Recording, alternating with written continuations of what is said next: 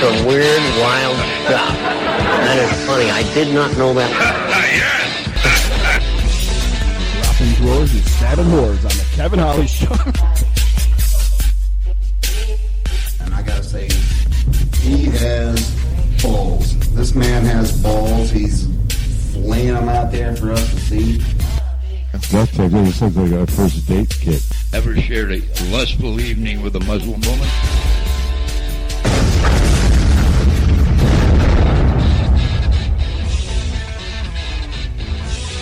We're dropping drawers and stabbing whores. It's the Kevin Holly Show.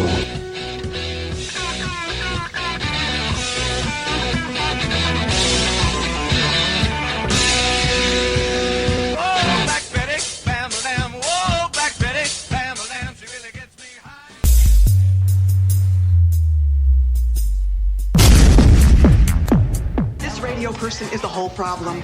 Are we going to allow this guy to be heard by anyone who can turn a dial? Got a pirate radio station. Nobody knows who he is. You out there? You listening? Well, hello everybody, and welcome to the Kevin Holly Show. Sorry about that rough start. If you're listening to us on Spreaker.com, go ahead and share the broadcast. I had to start that feed over, but we are live on the IRN right on time. Hopefully. So, thank you to Lionel Nation and all of his listeners for sticking around with the IRN, and I hope you enjoy our show. It is loosely based on comedy, but sometimes it's a comedy-free zone, according to Pat Shit Crazy. And speaking of Pat is in the house. Pat Berger. We've also got my man Pops and Jay Bird, my executive producer, unproductive reproduction agent. It's so hard to get that right. How the hell are you, Jay? I am doing outstanding. Outstanding. I like that. Pops, how the hell are you, man? I'm here, man. You're here, man. Yeah. Pops was picking on me in the parking lot because of my LA Dodgers hat. We'll get into that in a minute, maybe. I don't know. No, I think we should get into that right now, dude. What the hell is with the LA Dodgers? I'm a baseball fan. If any of our fans are listening from LA, or if we have any fans that are LA Dodgers fans, anybody that listens to us, if you even like the LA Dodgers, call us right now at 727-237-6010 and tell us that Kevin should keep the hat on. Otherwise, I say he should burn it by the beginning of hour 3. I was kind of interested to see what Pops had to say about the hat. Pops is a baseball fan. I would imagine he likes the LA Dodgers hat. I said you ought to take it and burn it. Why? Burn that shit. Why are you guys hating what I really LA said is, Dodgers. I said, holy crap.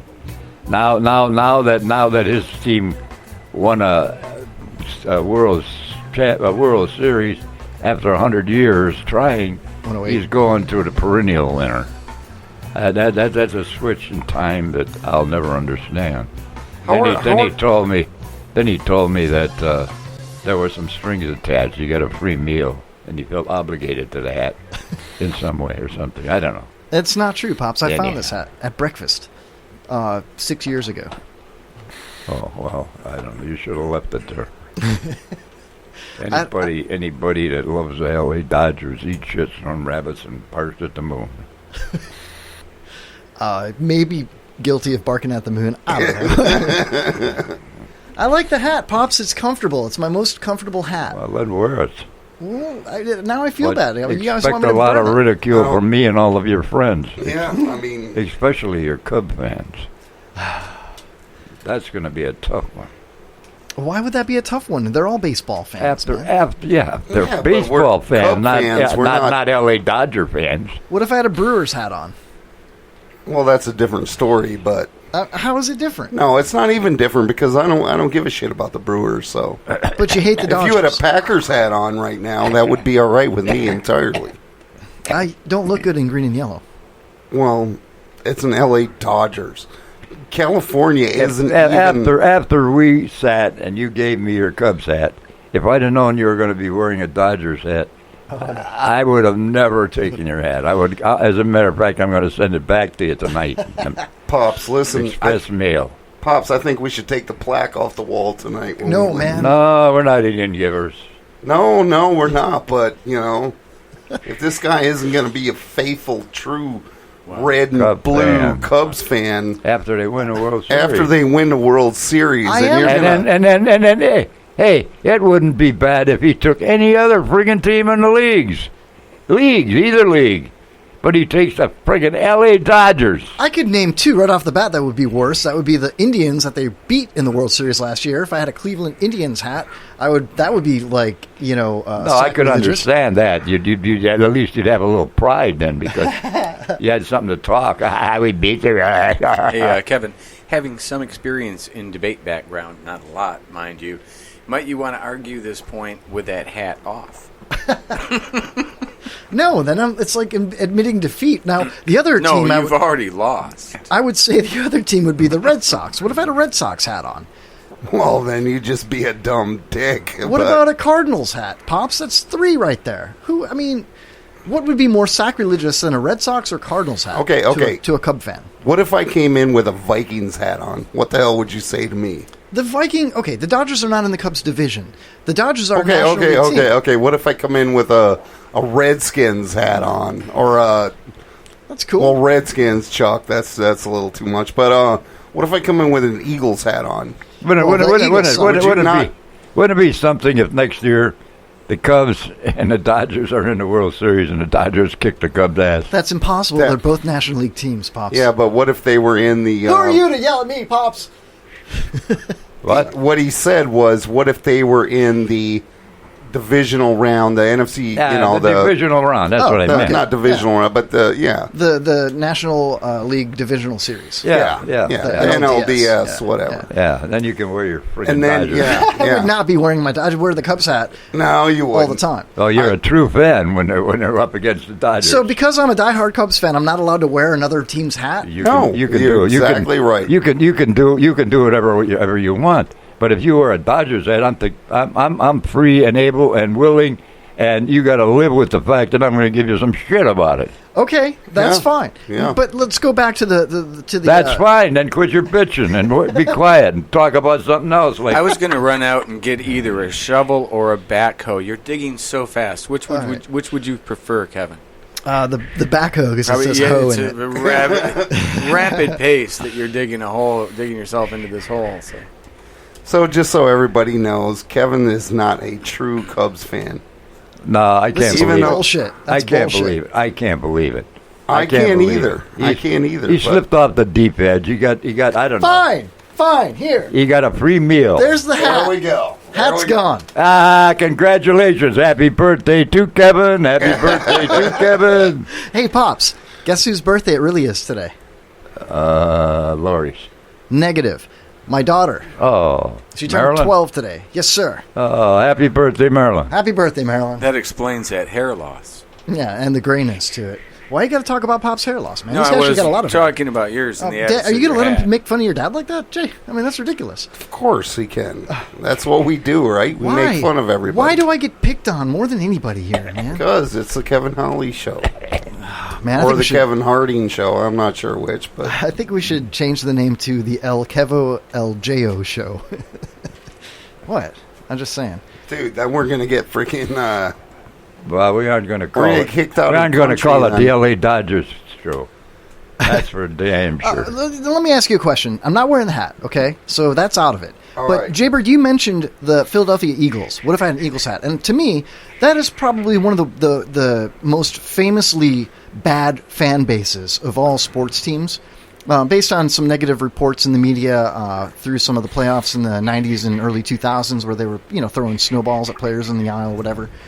Now, you're comparing the Dodgers of Los Angeles to the Eagles of Philadelphia. And I think there's so many traditional baseball, National League, real true baseball fans that are fans of the Brooklyn Dodgers, the LA Dodgers, players that have been on the Dodgers like Fernando Valenzuela, Clayton Tony Kershaw. La Russa, the manager for years. Isn't it Don Mattingly But that now? doesn't I mean, matter. It doesn't matter. I think dude. it's a great organization. It's a great National League team. They're very competitive. They're fun to watch. They got some great players. I mean, come on, dude. No, but all right. So what if I came in with an Oakland Raider hat on?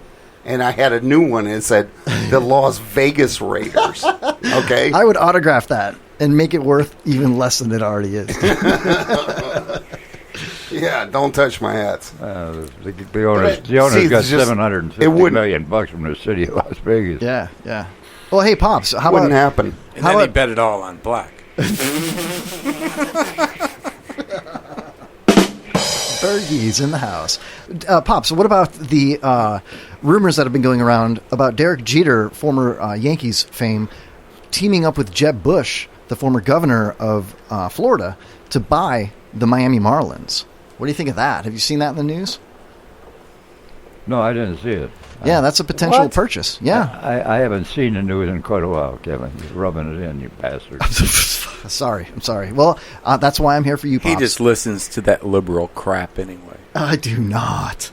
Snowflake. With my California That's hat. no rumor, man. That's going around. What's crazy about that? With the L.A., that California thing? No. Jeb Bush and Derek Jeter okay. teaming up. They freaking... The guy that owns the team only paid like $150 million. $158 million. Am I wrong? I don't remember. I think it was about $158 million. And he's selling it for about $1.8 billion. What a freaking what a profit. markup. Yeah. So that's why it takes the likes of Jeb Bush and Derek Jeter to be able to afford the opportunity to buy the Miami Marlins, or any professional sports team for that matter, in this day and age, right? Am I right? Am I lying, Jay?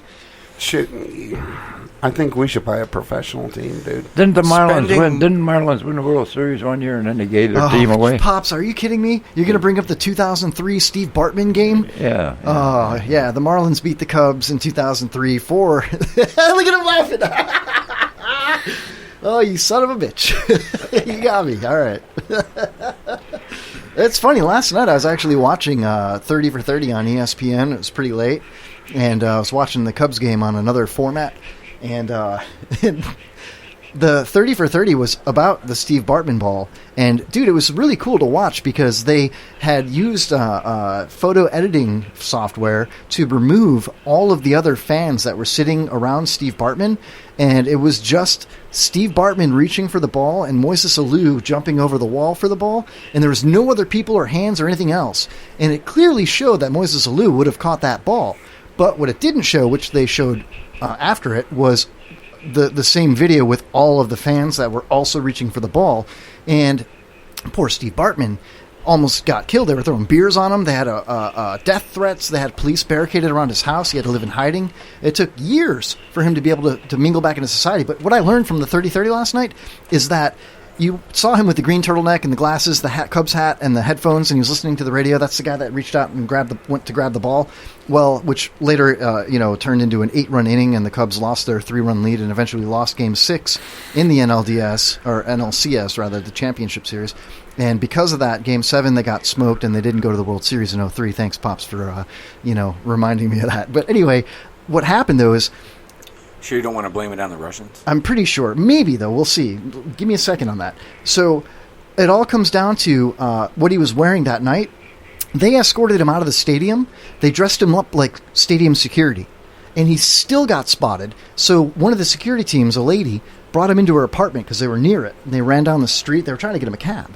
Well, if you look at the videos and all of them escorting him out and all the replays, he's wearing a black sweater with a green turtleneck. The black sweater, if you look at it closely, says Renegades on it. Renegades happens to be the Little League baseball team that Steve Bartman coached and had done it for years. And then they showed his house, and his house was down the left field foul pole line to the Little League field. You know what I mean? This guy was a true baseball fan, a true Cubs fan, and did the same exact thing that like 7 other people did around him. They all reached for the ball. He just happened to be closest. You know what I mean? Yeah. And the documentary on 30 for 30 interviewed all the different fans that participated, so it was really cool to get their points of view, and there was cell phone video. Anyway, a true Cubs fan, Steve Bartman, probably never wear a Dodgers hat, unless he's incognito, because he's got death threat. I don't know, So maybe it's a Bartman thing, Pops. Maybe that's why I wore the hat. I don't know. Anyway. Sorry, I went off on a tangent there. Ladies and gentlemen, if you are listening to us on Spreaker.com, share it with your friends, Facebook it, tweet it out, Follow us on Twitter at Kevin Holly Show 4. Call us up on the hotline 727-237-6010. And also listen to us live on irnbroadcast.com. The IRN, baby. Go on TuneIn Radio. Open up your app. Search for IRN. And listen to us live on Wednesday nights. You can also listen to our replays on the IRN 3 to 6 on Saturdays and 8 to 11 on Fridays. That's AM 8 to 11. Excuse me. Also, we do have a special guest calling in at about the 9:30 mark in the second hour. That would be a famous author and also a radio host and a former criminal defense prosecutor and attorney by the name of Fletcher Long. So we'll talk to Fletcher Long about his book in the second hour here and pick his brain a little bit. I wonder if any of the trials that in 18 years, Jaybird, he went to a bunch of trials that were covered by the media that may be kind of high profile. I wonder, So we'll have to talk to Mr. Long here in the second hour. So that he being was said, a prosecutor? Criminal defense attorney for 18 not a or 20 prosecutor, years. opposite of a prosecutor. Exactly, yeah. So I'm wondering what kind of cases. He's from Kentucky. He's got a really cool voice, I was really hoping that he would sound like that rooster from Looney Tunes. Do you know what I'm talking about? What was that rooster's name? Foghorn Leghorn. Foghorn Leghorn, thank you. He'd be like... Why, I tell you. Yeah. I tell you, Kevin, it's been an honor to come on the Kevin Hollis Show. If you could do a promo like that for us, that'd be fantastic. Anyway. So I have something really cool. Also, hit us up in the chat room on Spreaker, by the way. Glick's in there, our chat room moderator. I got to talk about this real quick. Holy crap. I was going to save this, but... There's nobody else in the chat room right now, I don't think. There's a few people in there. Glick, of the famous Periscope show, Vape and Chill, who we love and we promote, and we've been interacting with Glick, and he's been interacting with us for going on 2 years now. He was in Tampa. Now, he lives in South Carolina, okay? His address is, I'm just kidding. But he came down to Legoland with his family and made the trip down I-4 into Hillsborough County, where he stayed at a beautiful hotel in Tampa. And Mr. Berge and I made the trip out there in my car. Not the Uber car, but the blue car. Got spitballed. Yep, it did get spitballed. There's video of that on Twitter. There's also a video on our Facebook page, the Kevin Holly Show fun page, of Glick walking into the bathroom, and I followed him with video. He had no idea. And 9 seconds into it, he farts, and my phone shakes because I pulled it back like, whoa. He's like... It was pretty gross, man, but it was pretty funny. Anyway, nice. We got to meet Glick. Can we see this on the Kevin Holly Show? It's on the fun page on Facebook. Yeah, just search the Kevin Holly Show fun page on Google or on Facebook, and you will find it. It is a closed group, so you'll have to, be let in by one of the members. We let pretty much anybody in that's not like a cop. So if you're a cop, we don't have a show page. You might see. Wow, we're cop haters now. No, I'm joking. You might get to. And so you might get to see him naked in bed if you're on late enough. The only rules in the show page and the fun page, we have 2 pages, is no attacking guest promotions. If we have a future guest that's scheduled to come on the show, we promote them on the page. What are you talking about? The couple of Facebook pages that we have is for people to look at and join and follow our show and interact with us. Also, no attacking anybody's children, and no, we don't like mild racism is okay. It's funny. Come on, you're a honky Jay, whatever. But if it gets down in dirty racism, we kind of shy away from that. So be cool, and don't report people. That's my biggest rule. If you see something you don't like, just keep scrolling or just exit. That's all. See it, don't say something. Yeah, basically, like you. Why you got in the army in the first place? Bert? What does this pertain to? Don't ask, don't tell. Just our Facebook page. Just telling people some of the rules on... Whose Facebook page? The Kevin Holly Show Facebook page. The Kevin Parting Show Facebook page. Yeah. You go there all the time, you did all this without authorization from us? What the fuck's going on here? That was one of the first things we ever did for this show. The Kevin Holly Show Facebook page is original. That's been here since we've been here. Started a fun page. I don't know. I did. The Kevin Holly fun page. Did you authorize any? Did you sign any releases for that? Because your face is all over that. Is it? Oh my God. Yeah. It is not. So anyway, we call it mandatory fun in the Army. Yeah, you put the man in mandatory, don't you? There. Roger that. So we got to see Glick at the Sheridan in Tampa at the airport. Right. Well, it was basically by International Mall, right in downtown Tampa, and I got to meet his wife, Lady Glick, mother-in-law, and children. And they went to the pool, and myself and Pat Berge here and Chris Glick sat at the hotel bar, and I had a couple of cocktails. I had a couple of beers. We stayed there for about 2 or 3 hours. Coke. Yeah, you drank Coke and water, I remember. Glick had a couple of Mick Ultras. He's been going to the gym, Jay. Glick, I was not invited. I'm just going to let you know right now. Neither was I, Glick. That's complete BS. We'd have been there. We'd have been there. But you know who I would've so been you know there, the Glick. elite to the Kevin Holly show is. Yeah. It's not me and Jay. You were fresh out of rehab like a day, Pops. It was like the Saturday before you came home or the Sunday. No, he was fresh out of rehab. I came here Thursday. when I was fresh out of rehab. I came here and performed at the Kevin Holly show. Yeah. Asshole me. Yeah. Dumb shit. Lots of reward. Lots Yeah. of thanks I get. Shit. Free frickin' beers on the Kevin Holly show, and we're screwed, Pops.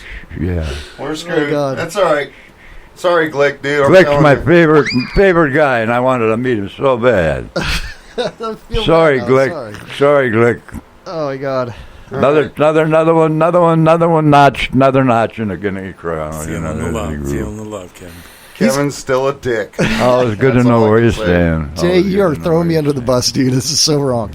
That's so unfair, dude. It's so true, though. It is It's sort of not. true. It is not. Pat, he said... We even discussed picking them up. Yeah. Well- and he was like, no, we're not doing that. To be honest, the schedule was up in the air until like an hour before we left to go there. In fact, we left Pat's car in Palm Harbor at the charging station. I'm sure I was probably ready to go. Listen to him. He's getting tongue-tied. I was all the way in Palm. Hey, it's just like the hat. Let's drop the subject and talk about something. I didn't pleasant. ask him to drive me, Dad. I just said, tell me where the meeting is. Lock to something. I got a car. Let's talk about something worthwhile, like abortion and making it retroactive.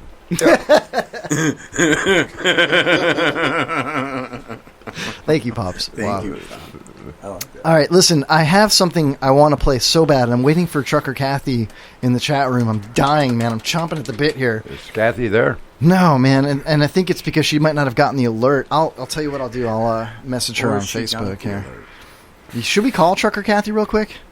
Why don't we do that? Sure. All right, let's call Trucker Kathy. Really short for material tonight. We'll see why she's not in the chat room, because I made something for her. I got something to do if you ain't got nothing, man. I got a little quiz. Run it by us. Pops has a bunch of paperwork, man. No, I tonight. got a bunch of paperwork. It's all most of it's in my What the head. hell is it? Well, a quiz. You guys up for a quiz? And Glick is here. Anybody else in his chat room? No, not yet. Hold on a second. Hold on. He's going to wake up Kathy. Here we go. It's ringing. I'm calling directly to the cab of her big rig, her tractor trailer.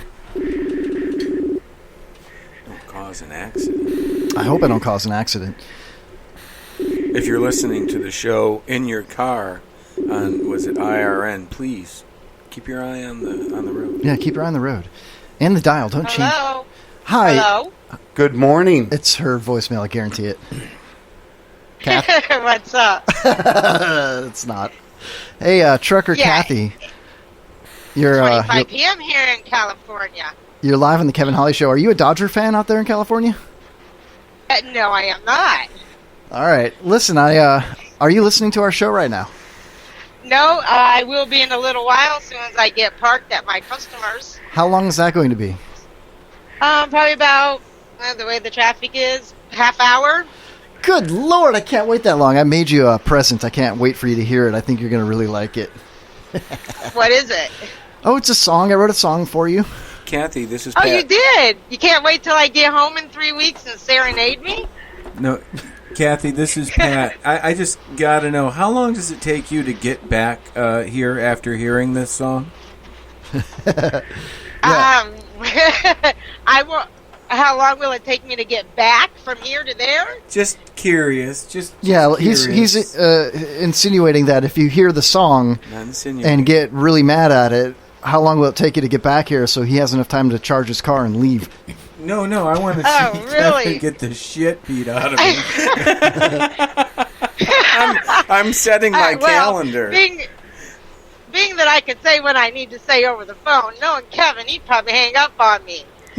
Well, knowing you're going to get triggered when you hear it. So I guess we'll save this for sometime later in the show. If you promise to tune in, I'll wait for you. Okay, yeah, you don't want to piss me off while I'm driving in LA traffic. No, that wouldn't be good. That would not be good. No. But The idiots out here piss me off enough. we are going to need a small donation for this effort that Kevin's put forward. Yeah, bite me, Jaybird. Hey, don't tease him with the good time. Yeah. Yeah. Yeah. Oh, He I wish wouldn't she know a could good time. periscope her response watching it. Or I know, listening dude. to If you could Periscope or Facebook Live while you're listening to it, so we can get your response and play it loud in the background, that'd be really cool. Well, but you have to wait till I park, because I really can't do anything while I'm driving. All right, I'll wait for you in the chat room, and then when I know you're in there, I'll play it. Okay. All right, Give Trucker me a Kathy, few. everybody. Trucker Kathy. All right, see you. Bye. Nice. Thank you. Nice. Either Kevin hung up with her or she crashed. I don't know what happened there. It could have been a crash. I really So hey, churched that up, man. listen, when you went to go see Glick, you did bring him the swag pack. I that you did. had for him, did Bro, you? I gave him a swag pack to the mother of all swag packs. I put it in a little flowery floral pattern gift bag, and I gave him a Kevin Holly Show card. You know, we got those cards made. And inside the card, I said, "You are my effing hero." And I gave him an expired haircut ticket for big league cuts over here. Several people at the bar complimented Kevin on his gift bag choice. They really did. There was a couple old people at the bar that were like, They thought he was gay. they thought Glick was gay. It was No, hilarious. no. They thought you strolling in with that little pinky bag and your conversation with Glick. Do you remember the look on their face? Yeah, it was and I pretty was bad. like, and I said to the lady, "Hey, don't judge them, ma'am." Mm-hmm. I do recall I this. defended you guys. Dude, inside his gift bag, he got a Kevin Holly Show koozie, the yellow one that I always used with my name marked in Sharpie marker on it.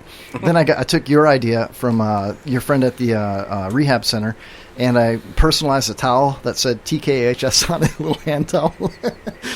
And Nice. yeah, I gave him was some used. vape juice that I had laying around from Captain Jason, a full bottle of unused, unopened vape juice. Expired. No, it wasn't expired. And I also gave him some stickers, some swag, some stuff You from used underwear. Actually, no, not the stickers. That's in his swag pack that's still up there on the cabinet on the microwave. That's a bottle of tequila, man. I did give him a bottle of bikini underwear that my dad gave me a handful of polos, a couple of pairs of shorts, the ones I'm wearing right now, like hand-me-down style. Some of them We was- don't need to get that personal. Glick Well, says they thought everybody thought you guys were having a triple gay hookup. They totally did. And Pat was the leader of it. Dude. No, the guy with the little pink bag. You know, Pat looked like Totally was. the To Catch She a Pedophile totally made guy. a comment on it. You know, because he's older than us. Yeah, I looked like I was arresting the two of you. You should have periscoped it, man. Oh man, it was cool. Glick's awesome. He was so nice, man. I got a couple of bro hugs from him.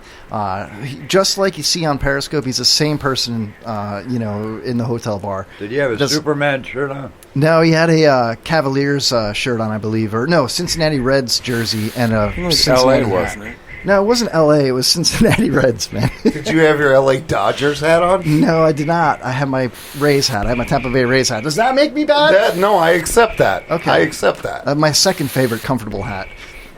My Cubs hat is my favorite Wait, hat, what? but it's not as comfortable. It's real stiff. No, your second. That you said that was the LA Dodgers hat. Was my You want most- your first Cubs favorite. hat that I got back? Was that comfortable? No, Pops. I don't No. want that back. No. You sure? I want you to have that. It's my gift to you. I watched them win the World Series with you, Pops. Yeah, you did. We 108 did. years, We did. man. So Yep. that hat's for you, dude. But I'm not giving back the placard up there on the wall with the 98 or 93 Cubs roster.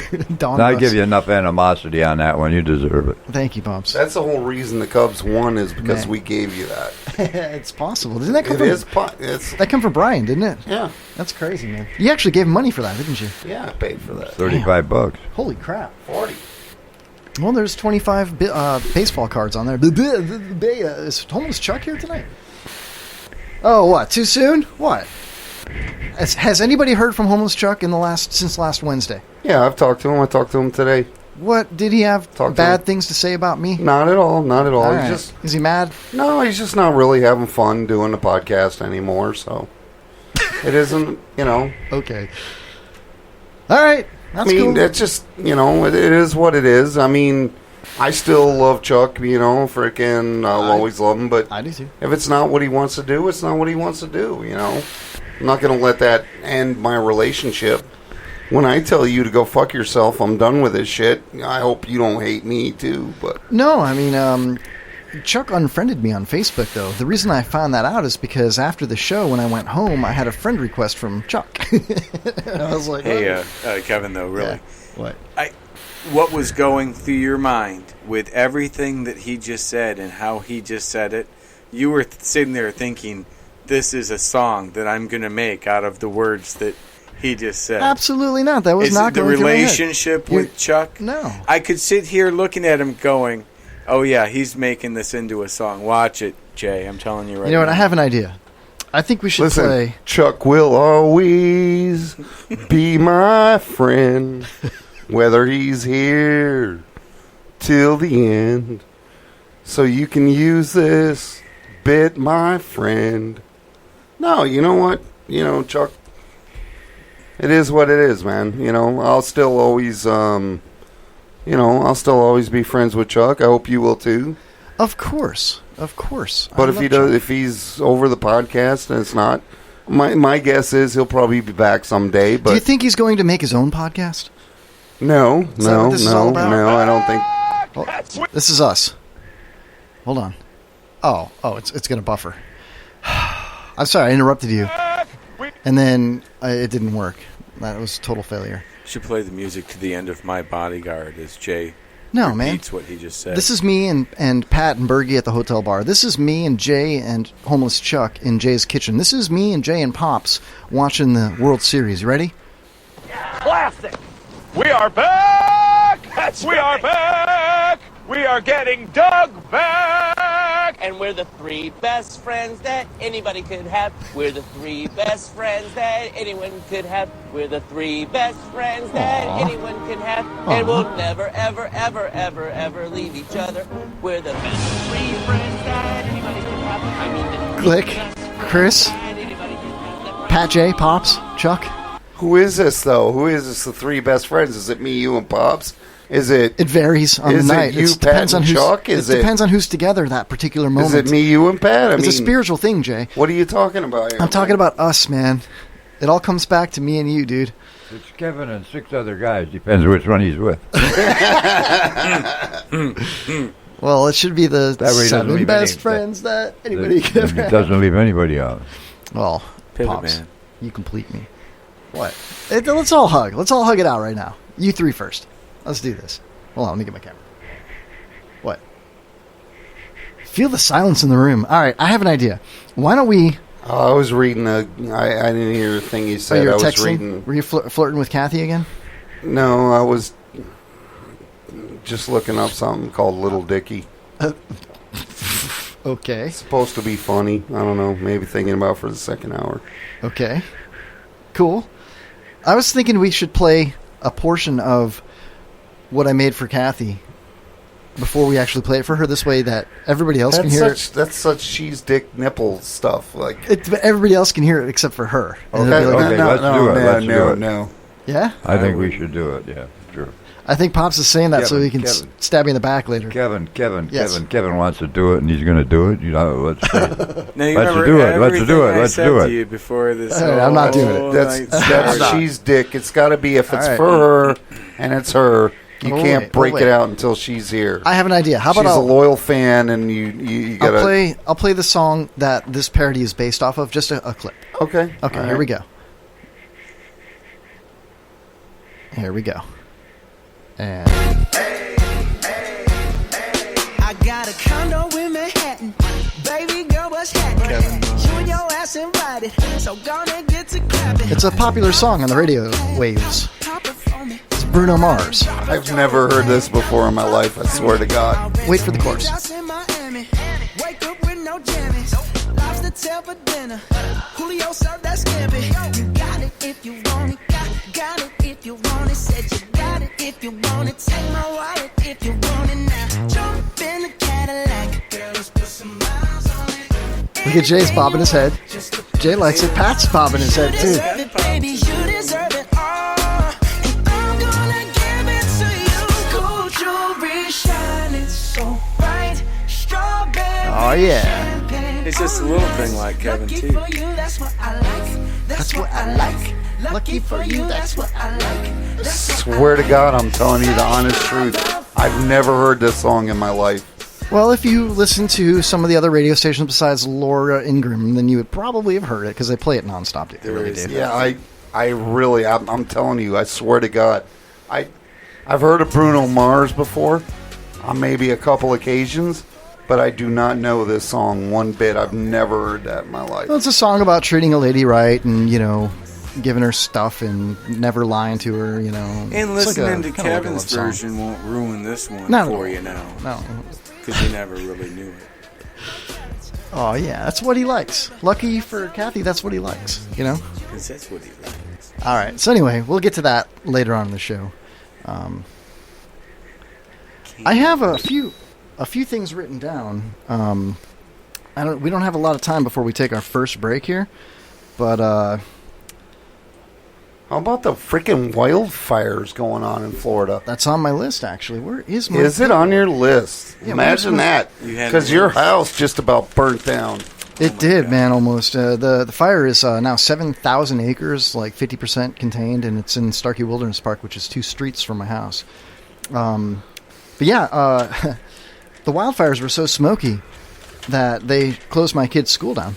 Just when you got your lawn the way you wanted it. Yeah, but you got to understand, when you drive down Kevin's neighborhood, listen, I'm telling you straight up, when you drive down my neighborhood, every lawn is like brown, a little bit of green here and there, okay?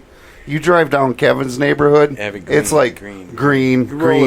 Across then you get to Kevin's yard, and it's like mostly brown. It looks like the fire. It looked like the fire just went through there and jumped all the other yards. Yeah. Thanks. It's Bahia. It doesn't come back until June.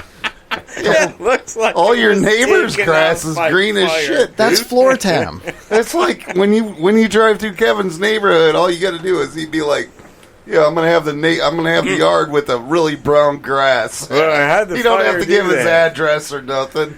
How does it just jump from house over to neighborhood like It looks like a forest fire ripped right through here. And then jumped. Didn't touch the neighbors. I should take a picture of it and be like, wow, these Pasco County fires are relentless. Look what it did to my lawn.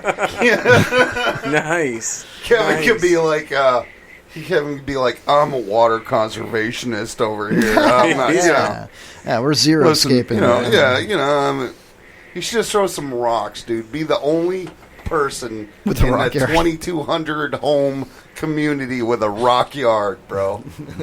I think that's against the homeowners association. It probably is. Deed restrictions and all that. Yeah, you can't have a rock yard. What are they going to do? Are they going to make you pick the rocks up? Well, yeah, they would make you rectify the situation and then comply. And then you have to put New Bahia down? I'm sorry, what? Put New Bahia?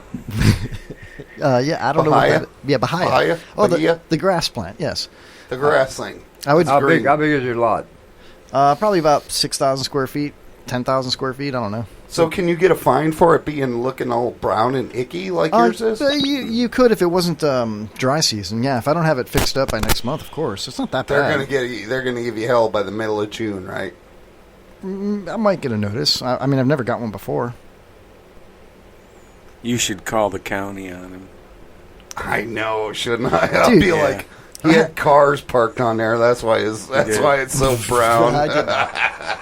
I had a landlord Periscope that did that. Yeah.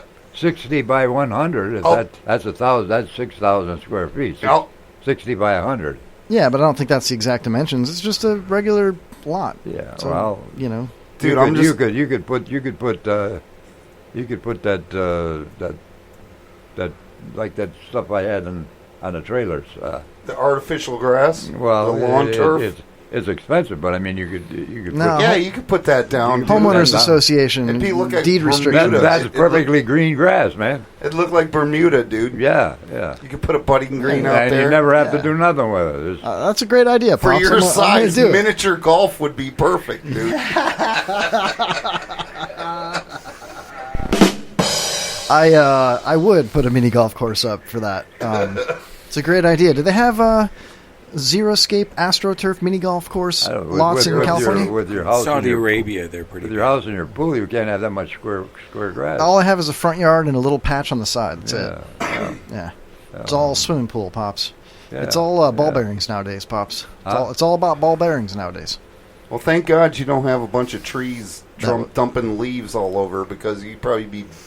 That whole subdivision would probably be burning down, man. Yeah. Just because it's you really guys hot. dump, you know, every family in that area dumps like 500 gallons of water on their yards a day. It's the only reason you guys haven't already been burnt down. Kevin just emptied his pool and refilled it. I don't know why. Yeah. That's just easier like than thousands and thousands of gallons. He of just water. wanted a skateboard in Wasted. it. He just wanted a skateboard just in for it. a couple days and then refilled it. You know how many bodies I could put in that pool? If you knew how many times he pissed in the pool, you'd understand. So, anyway, Big Black died.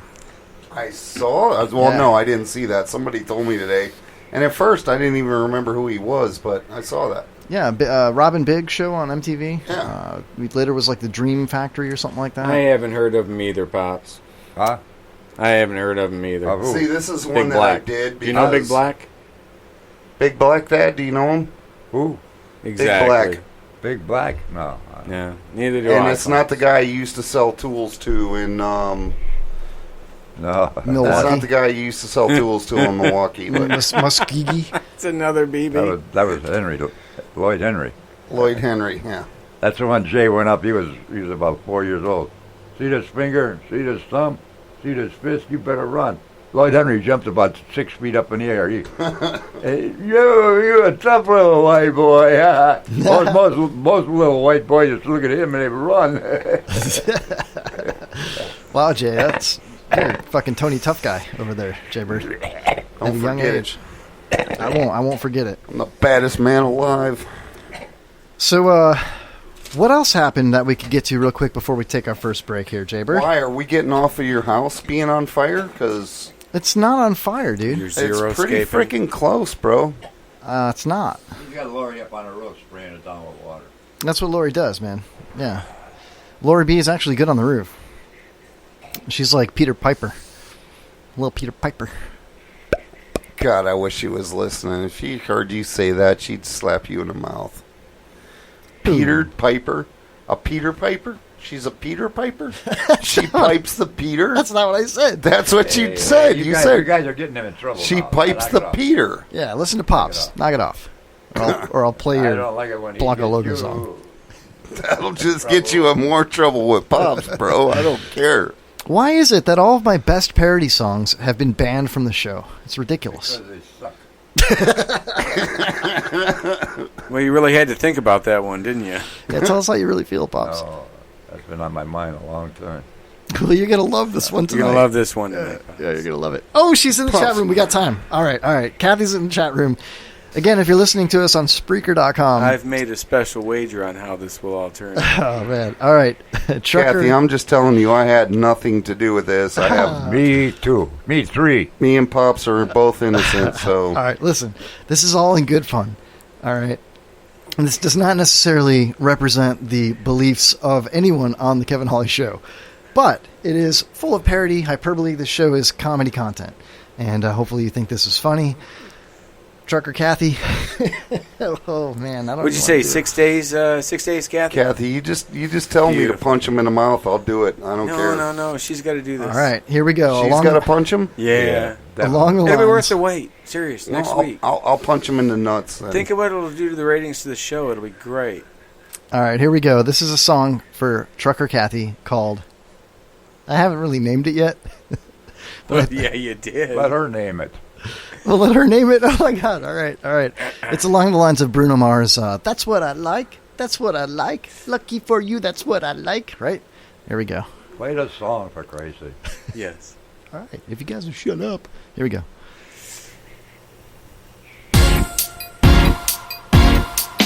Got a truck stop in Manhattan.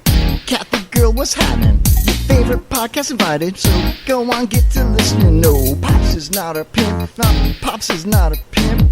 Drive around your pimp. Drive it for me. She rents a small house in Newport Richie. She gets up super bitchy, carpet munching on her dinner. Her girlfriend wears no panties. Jay, you got it, she don't want it. Jay's got it, she don't want it. Jay Brooks got it, she don't want it. She wears a chain wallet in her pocket. Jump in the tractor wheel. Kathy drives for miles in it. Anywhere she wants, puts vertical smiles in it. She will rape a lady, she will rape them all. She's not gonna give it to Jay. Gold microphone shining so bright. Jay Bird's vodka on ice. Unlucky fool, Trucker Kathy's a dyke. That girl's a dyke. Unlucky fool, Trucker Kathy's a dyke. That girl's a dyke. Sex with ladies all night. Silk sheets, sleeper cab. Alright. Unlucky fool, Trucker Kathy's a dyke. That girl's a dyke.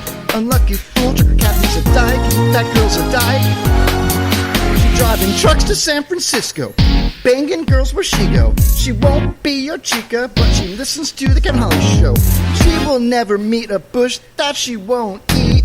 I promise that you smile, ain't never gonna leave. Licking titties in Paris, pussy hat, she'll wear it. Got 9 rearview mirrors, smell a finger, who's the fairest? Is it you? Is it you? Is it Jay? Is it Jay? It's gay butts. It's gay butts. We agree, Trucker Kathy. Jump in the tractor rig. Kathy drives for miles in it. Anywhere she wants, puts vertical smiles in it. She will rape a lady, she will rape them all. She's not gonna give it to Jay. Gold microphone shining so bright.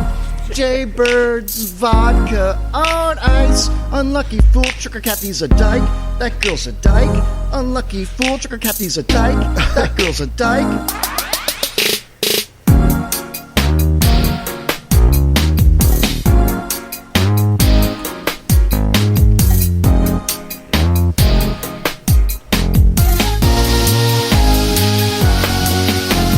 Say you cross state lines to get with all the ladies.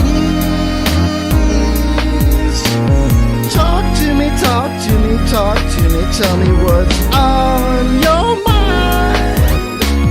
If you want a girl, gonna hit it. Lesbians for you.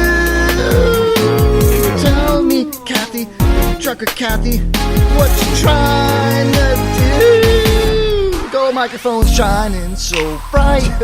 Jay Bird's vodka on ice. She's not happy in the chat room. Of course not. How the fuck would you be happy? Fool, Trucker Kathy's a dyke. That girl's a dyke. She's not a dyke. Sex with ladies all night.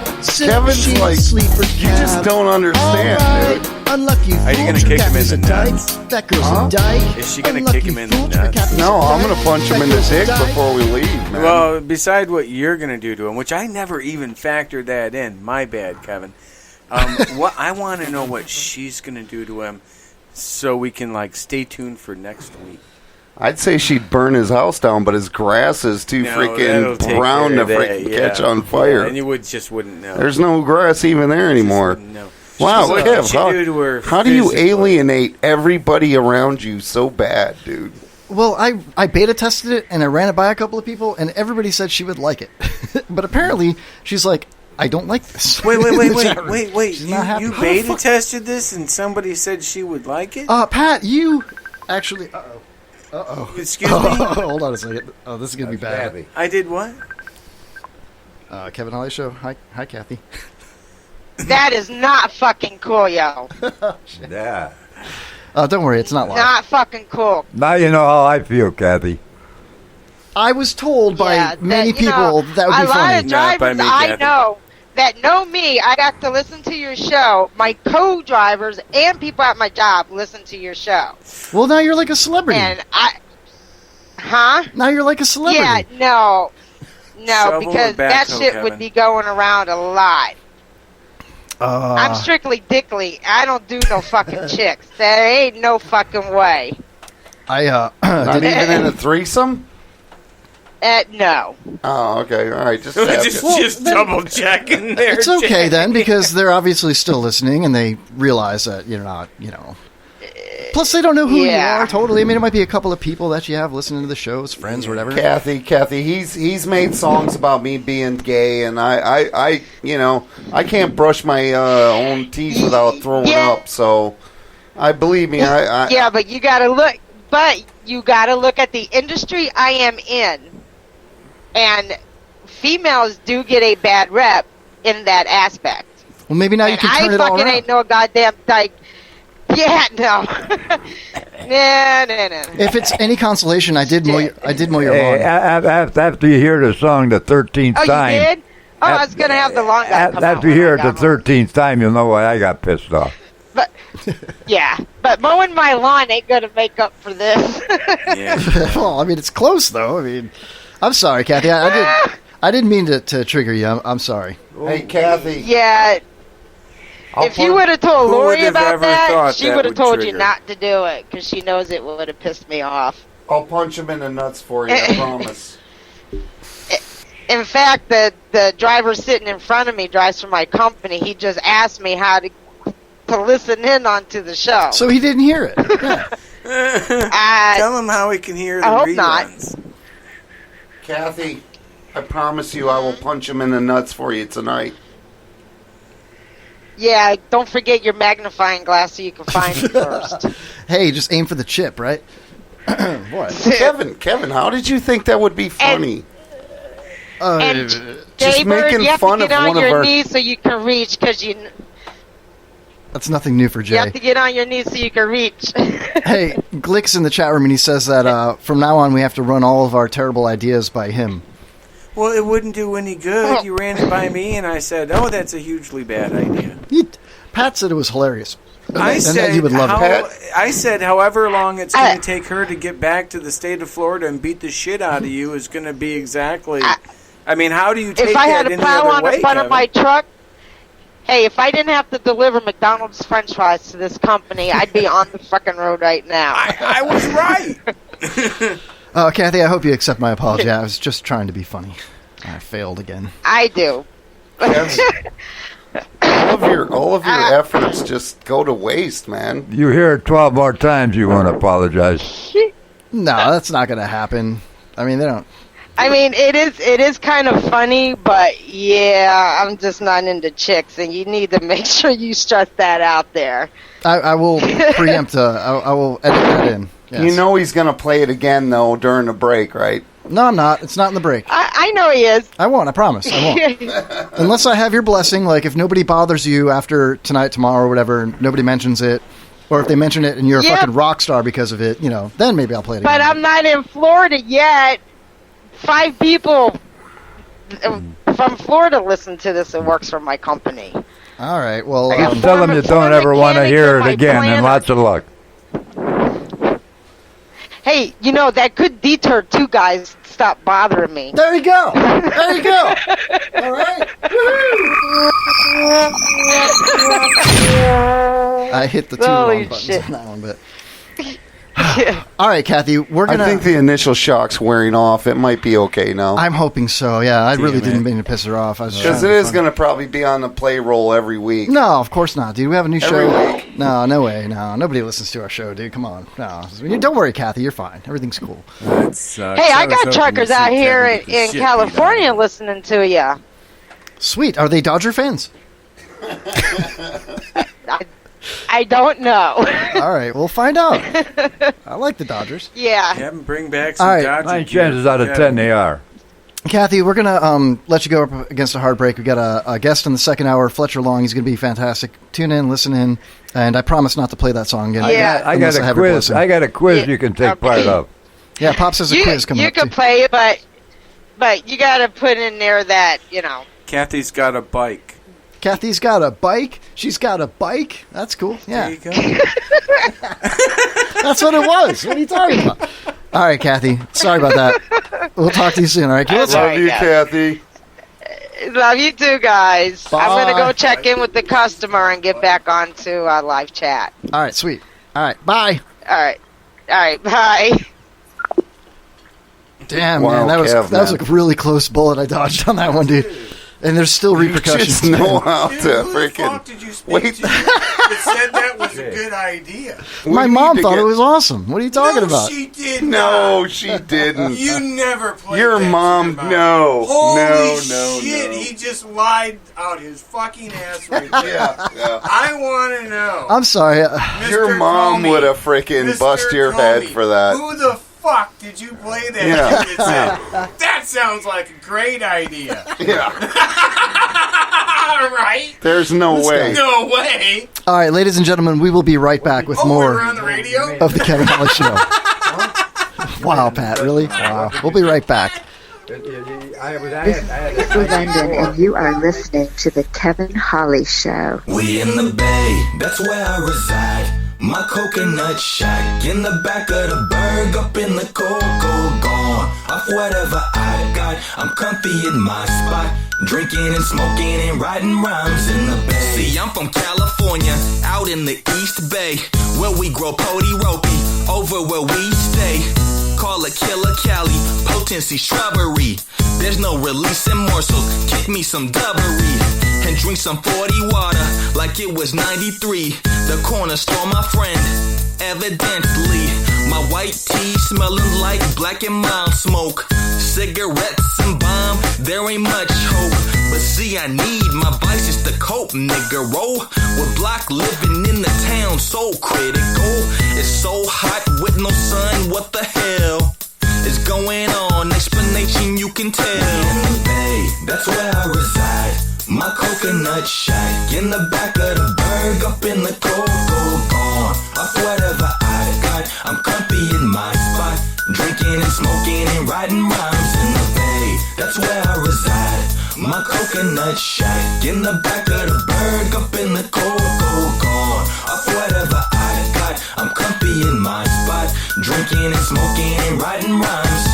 This atmospheric pressure is pushing on my dome, cause everywhere I turn, chickadees in need of bone. Well, why not give it to them? Cause some don't qualify, but the ones that do get bamboo in a loving ride, like a 9.5. Booty Nui, Susu Perkin, body banging, lips juicy like they used to working. Any campina to white or black or island passion, Latina, Indian to Asian, over here we smashing. Then speak that freaky tales like short in the day, and illustrate them in my rhyme so you can picture the way we get down over here, from Cocoa to Skull Valley, Joe to San Ho, nickel dime, you know. We in the Bay, that's where I reside. My coconut shack in the back of the Berg, up in the cocoa, gone off whatever I got. I'm comfy in my spot, drinking and smoking and writing rhymes in the Bay. That's where I reside. My coconut shack in the back of the Berg, up in the cocoa, gone off whatever I got. I'm comfy in my spot, drinking and smoking and writing rhymes. See, I got back from the islands in that state of mind. Got caught slipping on the soil with no heat of mine, but felt a 9 to my dome. Fool, what you got? I'm back in Cali now.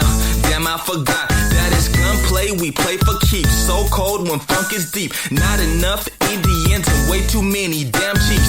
Fist fights and turf war, hoe slaps and much more. 4-4s and 4-5s busting through your front door. Baking invasions if you pushing that weight.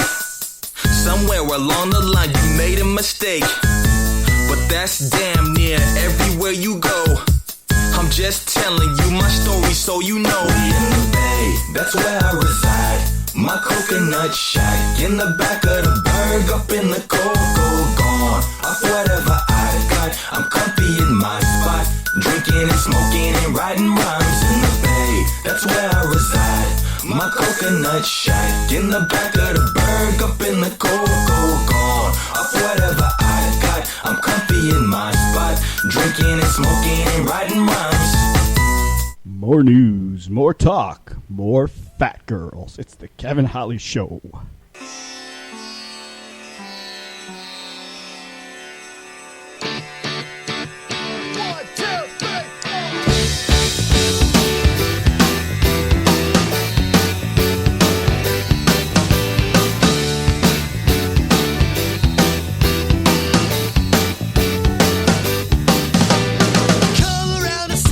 Boyfriend, you come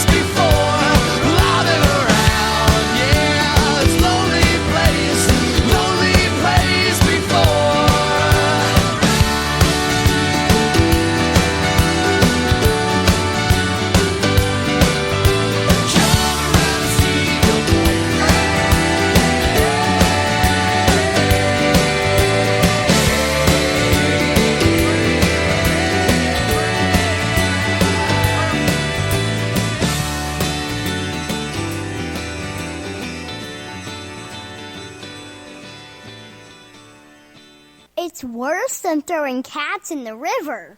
It's the Kevin Holly Show on the IRN Internet Radio Network.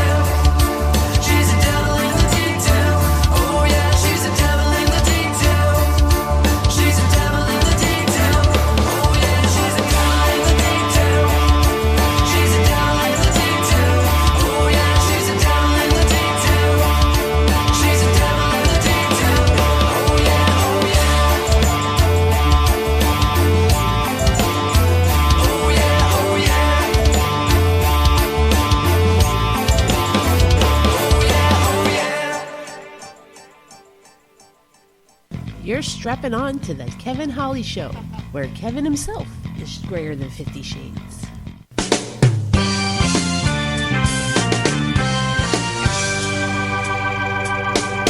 I shot the zombie, but I did not shoot the little boy.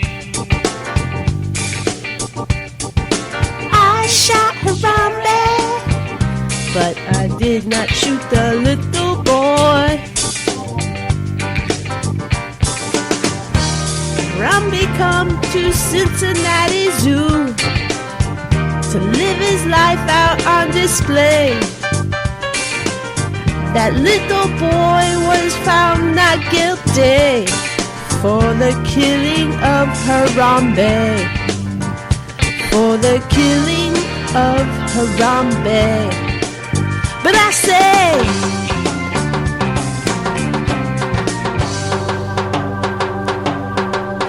shot Harambe, but I swear it was for self-defense. I shot Harambe, 'cause a little boy climbed over the fence. That's where I gotta stop. Because that's where... Wait. Because you ever have an itch that wouldn't go away? Kind of like Kevin. No, but nowadays it just seems so theatrical and so much. It's almost like these guys get all dialed up and it's like, I want to wrestle with you because I find you attractive. Wow, Joe, really? Wow, dude. That's not the case, is it? No, that is not the case whatsoever. You've got a new fan in me, so I just got to know, are you looked at as like a guy or a bad guy? I try to do the right thing. I guess the best way to say that. I mean, the people hate you, though. No. No? So, hey, listen, dude. How'd you come by the name Blanco Loco, if you don't mind me asking? Blanco, we're trying to take this to the next step right here. And I was wondering if we put something together where we video recorded this, okay? And let it get slipped out. I mean, you might have a good lawsuit.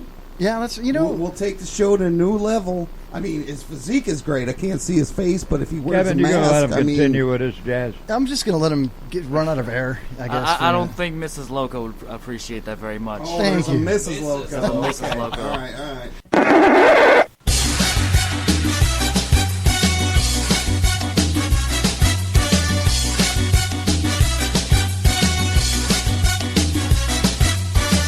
Jay loves wrestling federations, lucha libre masks, boots, and all.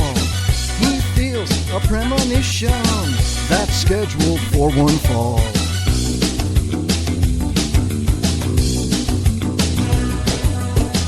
Jay's into new positions. He likes dicks in the candlelight. He's got a new addiction for every Thursday night. He wants to take Loco's mask off and go dancing in the rain. He wants a white and crazy life to take away his pain. Jay's always pulling on his brain. Jay Bird's coming out, dreaming of Blanco Loco. He'll pull his pants all the way down, dreaming of Blanco Loco. His dick is devil red, Jay's skin's a color rojo. Jay is coming out, dreaming of Blanco Loco. Come on, dreaming of Blanco Loco. Come on, Jay's living la vida homo.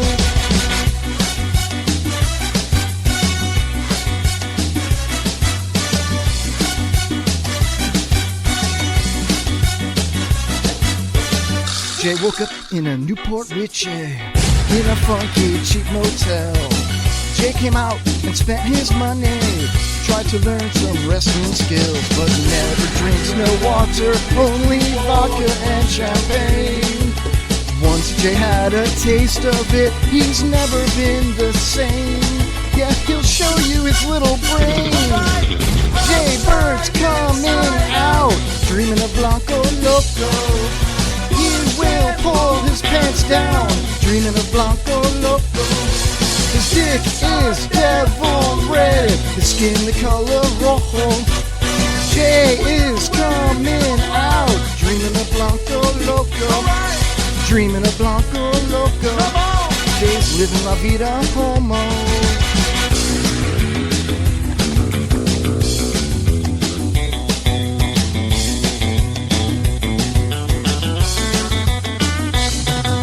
He wants to take Loco's mask off and go dancing in the rain. He wants a white and crazy life to take away his pain. Yeah, Jay's always pulling on his brain. Jay Bird's coming out, dreaming of Blanco Loco. He'll pull his pants all the way down, dreaming of Blanco Loco. His dick is devil red, Jay's skin the color mojo. He will blow with la vida homo. Jay Bird's coming out, he's dreaming of Blanco Loco. He'll pull his pants all the way down, dreaming of Blanco Loco. Living la vida homo, skin's the color rojo.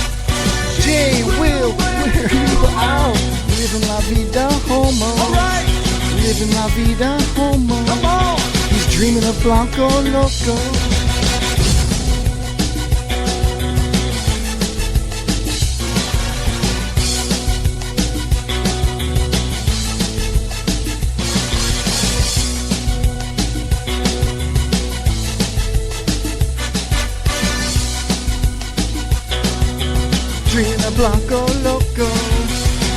of Blanco Loco.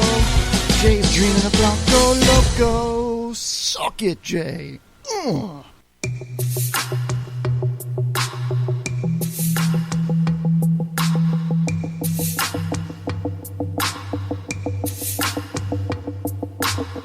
It's 3 in the morning. She said, will you come with me and run away? I said, baby, okay. So we packed our bags and we set out on the open highway. It doesn't matter if we're wrong or right, as long as you were right next to me tonight. It doesn't matter if we're lost or found, I know exactly what you're saying without making a sound. And it goes won't you be my, won't you be my ecstasy, my energy? Won't you be my, won't you be my remedy, my everything? Come on, baby, let's go. Let's hit the open road and show them all that this is how it's meant to be. That you and I together is our destiny, especially when it's jealousy attacking at our chemistry. That use it as their weaponry. And thankfully, I found the recipe to put an end to the unpleasantry. I've steadily become a specialty to love you endlessly. Let's strive until we reach the point of heavenly, where our only enemy is our own negativity. Won't you be my, won't you be my ecstasy, my energy? Won't you be my, won't you be my remedy, my everything? Won't you be my, won't you be my ecstasy, my energy? Won't you be my, won't you be my remedy, my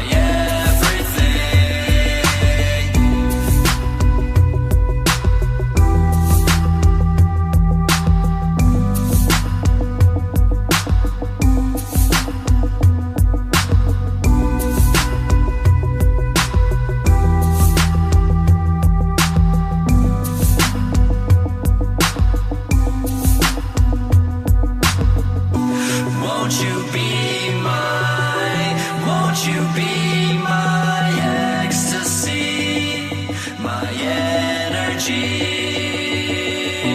Won't you be my, won't you be my remedy, my everything?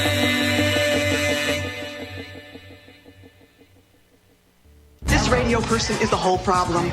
Are we going to allow this guy to be heard by anyone who can turn a dial? Got a pirate radio station. Nobody knows who he is. You out there?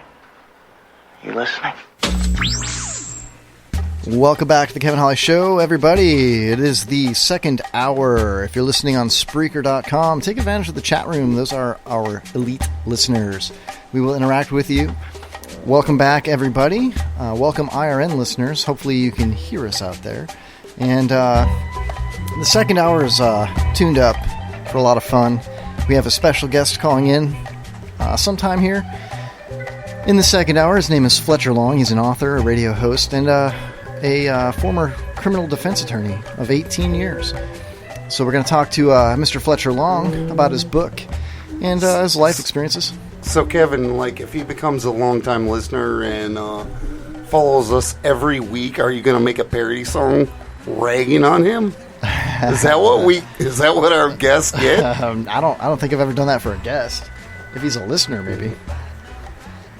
Or a listener, or if he's so if he listens every week, that's his reward. He gets a song talking about how he's gay or something. No, I would never do that to a guest. A guest. What's Kathy? Kathy's been a guest. What's Kathy if she's not a guest? Kathy's how come you haven't? a friend. How come you haven't ever fagged out Glick? Oh, he's next. He knows he's on the chopping block. Are you kidding me? He's on the block? Oh, he's so next, man. I've been saving up for a good one. I haven't gotten something that I think is raunchy enough for Glick yet. Pops is going to kill you if you do that. You realize it. So where are we on? What did we follow today? We followed the Lionel Nation show. You think anybody's following us after that? Absolutely. We get some pick up on that? Probably a lot of truck drivers. There's some Lionel listeners out there? I would assume so, yes. Well, then I think we should maybe talk a little bit about politics and about the fact that... That's so good timing, Jaybird. Is it? Oh my God, it is. Are we getting in this, like, some sync? I think we are. We're back to old times. Why do you have the LA Dodgers hat on? To trigger you, man. Put it back on. So... Huh? You all right? But it's for me. What do you point at there, Pops? What do you want, Pops? He's looking for his drink. You want me to see that? This? No, the paperwork. This? Oh, no. No, the fan is blowing it. He's not rustling it at you. Yeah. Everything. The paper, he put the paper out there, and I thought he was giving me a note, you know. I don't know. You're used to getting notes passed you from other love dudes? Me, yes or no? Check Circle. Check yes or no. Anyway, Jay, can you do that to techno music? Check yes or no. Do you love me? Do you want to be my girl? If so, check yes or no. Wow, my karaoke episodes are awesome. Glick says he's done nothing about me because he knows I will bury him. All right, so if you follow us on Facebook or on Twitter, you may have seen a post earlier this morning that we were going to have Robert Duchemin on once again. Attorney of the Stars, he was on last week. Fantastic guest. Unfortunately, he was drowned out a little bit by one of our co-hosts here that's not here tonight. Chuck, excuse me. Oh, I thought you were talking about me. No. And I had a delightful conversation with the gentleman. I agree with that. Actually, it was quite enjoyable. I wanted to finish that. Check out episode 89 with Robert Duchemin in the first hour, right off the bat too, at like 8:15. That was a good conversation. I'm sorry for interrupting. One of my favorite things about if you had your headphones on, by the way, that would help. I'm just throwing that out there. Do I actually have to listen to the show? Well, you know, that way you can hear the parody I made for you. Oh God, how did you disrespect me? Oh man, I want to get into that like right now, dude. I really do. No. Anyway, Robert Duchemin has really cool Facebook posts like about news updates and politics and things like that, and I like to read them, comment on them, like them, share them, things like that. And he's very, very good. He's got a lot of insight. And so since he didn't have the opportunity to call on the show tonight because he's got laryngitis, he did text me at 7:05 this morning saying that he had been up all night choking and coughing. I'm wondering if that was because of the wildfires. I know he lives, I think out in like Polk County or Winter Haven or something like that. So I don't know, somewhere in the middle of the state. And I know there's fires burning all over Florida. So anyway, I did happen to bring up one of his posts, and I'm going to read it. It's the presidential transition update. And here it goes. For about 2 years, top U.S. Army generals, Jaybird, you said politics. Top U.S. Army generals told the last administration that the Syrian Democratic Forces, which the USA was publicly backing, was the only army in Syria with the ability to oust ISIS and secure Raqqa. President Obama, however, did not want to directly arm them because they are primarily Kurdish fighters, which his buddies in Turkey despise. So Turkey repaid Obama for selling out our best ally in Syria by electing an anti-American president and recently giving him unsurpassed dictatorial powers, which he has been using to attack all American interests. Lucky for us, the president has decided to stand by our friends and announced this week that the U.S. will be supplying arms to his formidable Syrian opposition force. Nice. So, President Trump is basically returning to a 250-year-old USA policy abandoned over the last 8 years of helping our friends instead of our enemies. Very insightful post. Then it gets funny. I agree with every bit of it, too. And that's what I like about Mr. Duchemin. This is one of my favorite ones, though, of the last couple of days. The highlight in the news this week will be the firing of FBI Director Comey. The MSM, mainstream media, is focused on the unsupported claim that Trump fired him because he was investigating Trump. In reality, he was fired because President Trump was relying on the real facts, which were outlined in an extensive report by the Deputy Attorney General, who was confirmed 2 weeks ago by the Senate on a vote of 94-6. Imagine what the MSN would have done to Trump if he ignored this report and kept Comey, especially after Hillary's comments last week. A few of the facts are: 1, Hillary was responsible for top-secret information that ended up on unsecured computers, a felony for which many servicemen are prosecuted every year. 2, the career FBI agents in charge of the case believed they had sufficient information to recommend prosecution. And 3, Comey politicized the process instead of supporting his agents and sending the case to the Attorney General without any public comment. And finally, 4, after Obama's Attorney General secretly met with Bill Clinton, Comey became much more concerned with politics than justice, so Comey offended too many FBI agents in his refusal to go after Hillary that he lost the ability to properly lead them. Do not forget the most important fact. On July 5th, 2016, in his own words, Comey listed undisputed facts that support convictions. Gross negligence. Under at least 4 separate criminal statutes, yet closed the case on Hillary. So he also dropped the pay-to-play investigation. All he had to do was follow the bibliography in Clinton cache, and he would have been able to come up with sufficient evidence for the Department of Justice to prosecute both of the Clintons. In short, it would be impossible to drain the swamp without removing Comey. I would add, Absolutely. Go ahead. Can I add one more to that? Go ahead. And that is a big one, like with what they were doing with Flynn this week. All they could say was how he, by the Russians having that information on him, potentially he could be blackmailed. Well, the only information they had on him was that he did have a conversation probably saying how stupid Obama was and how we weren't going to do what Obama said we were going to do, right? Just he did that off base. Now, if they say that jeopardizes national security by having that leverage over him, they've got all of Hillary Clinton's emails, a lot of it with top secret stuff on it. You don't think that that's potential leverage that someone could use? Against a president? So if they have an issue with that, I would put that above everything else on that list you just read. Well, here's the biggest thing about Flynn, though, too. It wasn't so much of the conversations that he had. It was the fact that he lied about it, supposedly, to Mike Pence and made Mike Pence look like an ass. But what did what did Trump do? Trump stood up and said, hey, you're going to have to resign. You know, I mean, if Trump was a corrupt president, it would have been so easy for him to stand behind Flynn and, backpedal it out of there, do whatever. But Trump doesn't do that.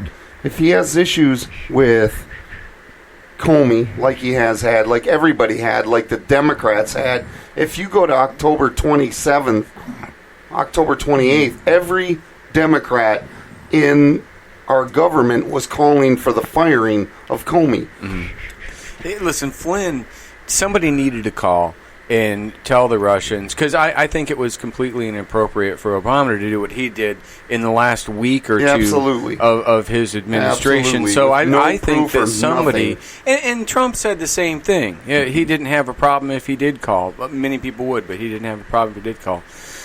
What he did was he didn't tell the vice president, but that's, people do that to protect the vice president, plausible deniability. Absolutely. So that happens all the time in our government. And I would also add, hey, maybe he was running an op.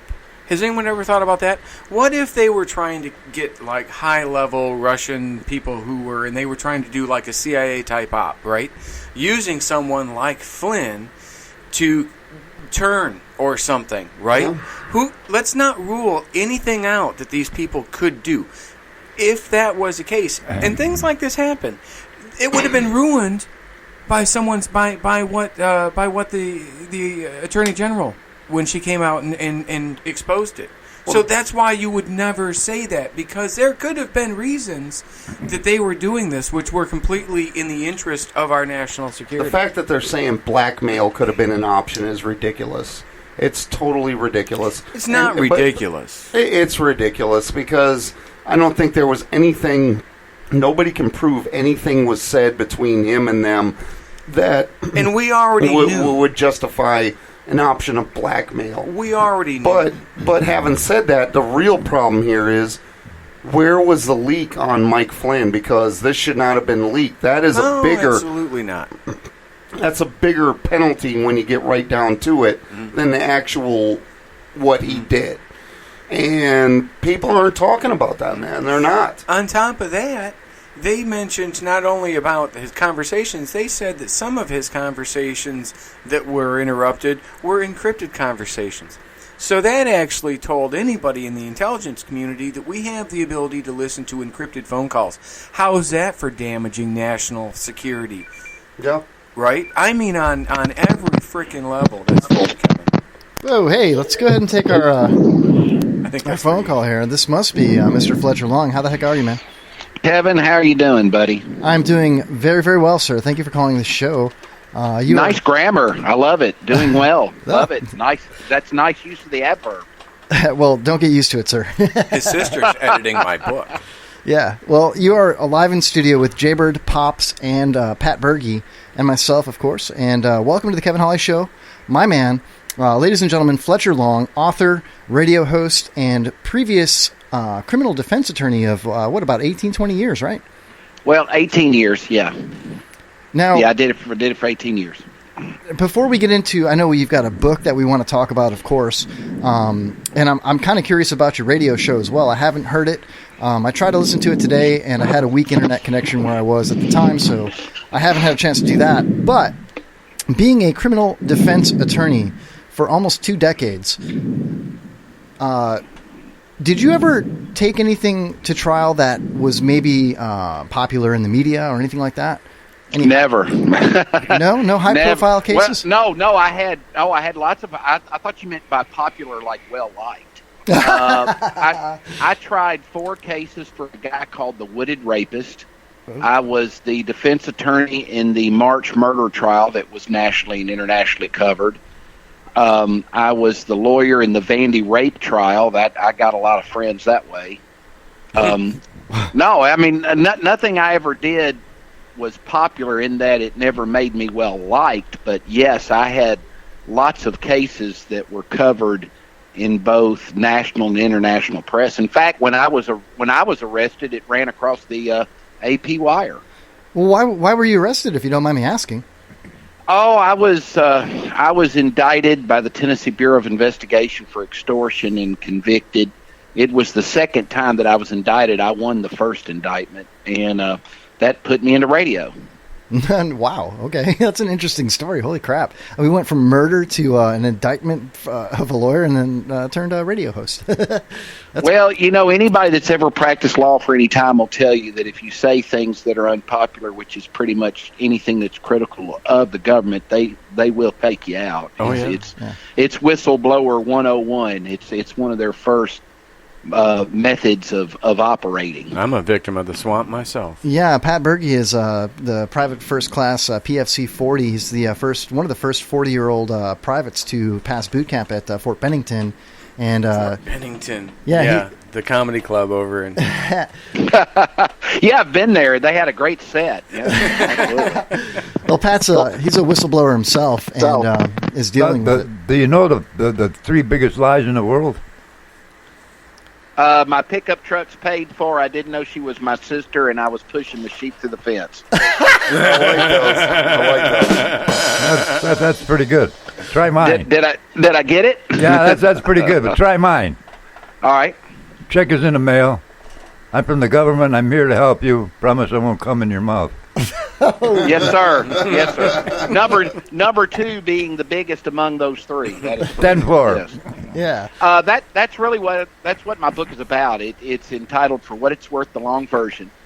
I tried over 200 criminal jury trials to verdict when I was a lawyer, so I had a very active trial practice.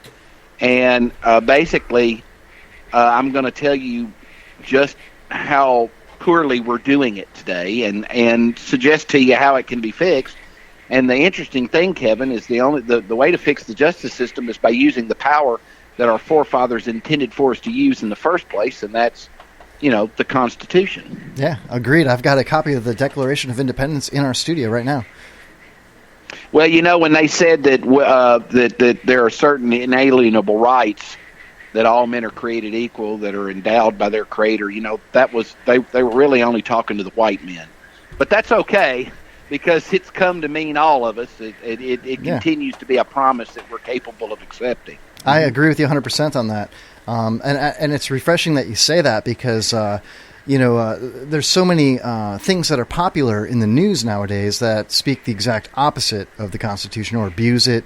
That's refreshing to hear somebody that's spent so much time in litigation actually speak of the Constitution right off the rip like that. So thank you for that. Kudos to you. So let's get back to a little bit of murder real quick, if you don't mind. Out of those cases that you mentioned, which one do you think was the highest profile? A lot of our listeners are into that true crime stuff. Yeah. Is there one that really stood out for you? I was told one time by the leading investigative journalist in Nashville, a guy named Nick Barris at Channel 5, it's the CBS affiliate, that the 5 biggest trials he ever covered in his career, 4 of them were tried by me. Wow. And one of them, it's hard to say because the Vanderbilt rape case, I don't know if you followed it, but it was covered all over the news. They did a story on it on 48 Hours that I was promptly featured in that story. Cool. This was the one that I got mistried because the juror lied to get on the jury, and I busted him after trial and got a mistrial. And then he got retried and convicted. But the Janet Levine March, Dominic Dunn did a show on that was one of his top 10 shows of the year. May he rest in peace. Called Through the Pouring Rain, and it was the subject of 5 books, one of which was written by a woman in New York that must have been in love with me because I was over half the book, and I'm not sure I was that big a part of the case. But so it's hard to say. One of those 2, I would say. Okay, cool. Now, the name of your radio show, The Long Version, and the name of your book is the same as well, right? That's correct, yes. Okay, now, you touched on how you got into radio. How can people find your book? I know it's on Amazon, and how do we listen to your radio show? Well, my radio show's on Village Connection Talk Radio, and if you'll put in The Long Version, Village Connection Talk Radio, it'll take you straight to my show page. And I have archives, Kevin, you'll be glad to know. Cool. That the show you missed today was a good one. I had on a woman whose brother and father were murdered by the Dixie Mafia. Now, if you've ever watched the movie Walking Tall, that's the same people that killed Buford Pusser's wife. Was the Dixie Mafia. But anyway, that pretty interesting subject content, I would say. I'm actually having Jennifer Runyon Corman on Friday, and she was the real pretty blonde in Ghostbusters that Bill Murray kept allowing to win the psychiatric electric test. I remember that, yeah. Yeah, and she also ended up playing the girlfriend of Scott Baio in Charles in Charge, but I'm having her on Friday. I've interviewed Jack O'Halloran twice, which is a very interesting interview. He is a made member of the Gambino crime family by his own admission and the son of Albert Anastasia. Wow. And also played in Superman's 1 and 2 as the mute Non, one of the villains from Krypton. Also was played in Farewell My Lovely with Robert Mitchum. And you may say, well, Long, how do you get all these guests? Well, because I have street cred. See, I was a criminal defense attorney, and if I call up a mobster, I've interviewed George Christie, one of the former spokesmen for the Hells Angels motorcycle group. Wow. And I can get these type interviews because I'm Fletcher Long. They'll talk to me if I ask them to. And a man of confidence, Fletcher Long. Everybody, that is fantastic. You can look me up. I'm anything other than unknown. There you go. Now, am I an asshole? Yeah, probably. You're in good company. Am I a villain? Well, a lot of government agencies would say I am. You're still in good company. But but I can write and I know how to tell a story. So speaking of writing and telling a story, I did brush up a little bit on your book. I know it's available on Amazon Prime, if I'm not mistaken. That's right. Yeah, that's right. Yeah, and I also noticed something along the lines, and I'm not going to read the description off of Amazon. I'm going to let people figure that out for themselves and check out the book. But it says something about the truth always being found in the long version. What do you mean by that? Well, there's an ugly truth out there. There's certain truths, right? Number one, people, 47% of our present prison population are black males. that's not because being a black male makes you more likely to be a criminal. No. It's because the police are more likely to investigate and charge and convict you if you're a black male. It's just like right now in America, the United States of America, which is 4.4% of the world's population of 7.2 billion people, comprises 1 in 4 of its incarcerated population. That's not because we're the most criminally bent society in the history of the world. It's not because we're bigger criminals than any third world country on the planet. No way. It's because we lock up people that would not face incarceration any other time in our planet's history. That, you know, so these are truths that the national mainstream media are not going to tell you. Yeah. Nobody's going to tell you, hey, look, they're going after black people because they're black. They're not going to tell you that.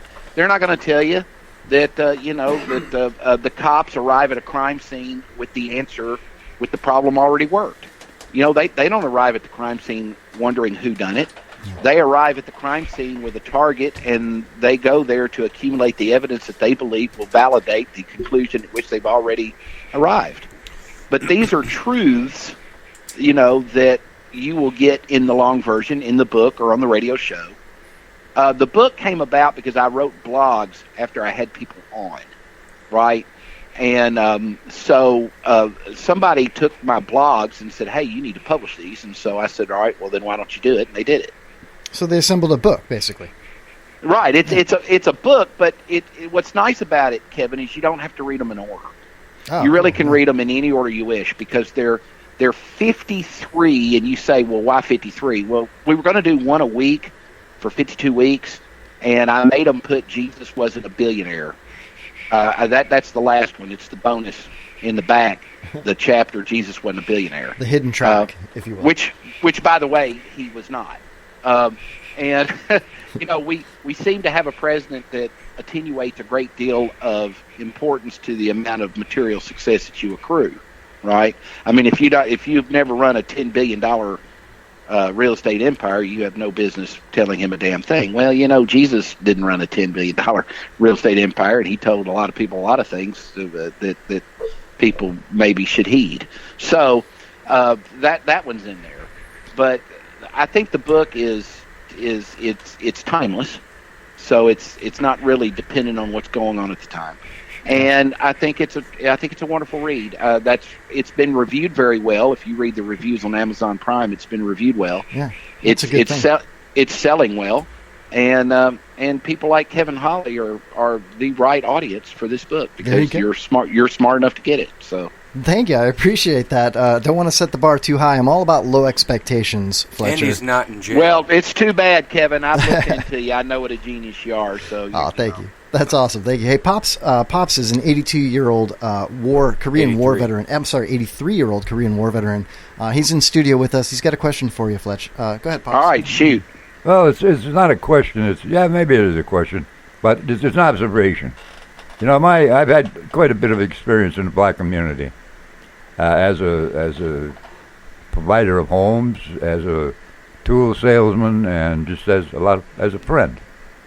And I was involved back when Kennedy became president. The old timers all took down Abraham Lincoln's and put up Kennedy's picture, which was as big a joke as Lincoln being their hero as it was Johnson that signed all the good welfare shit. But anyhow, the good welfare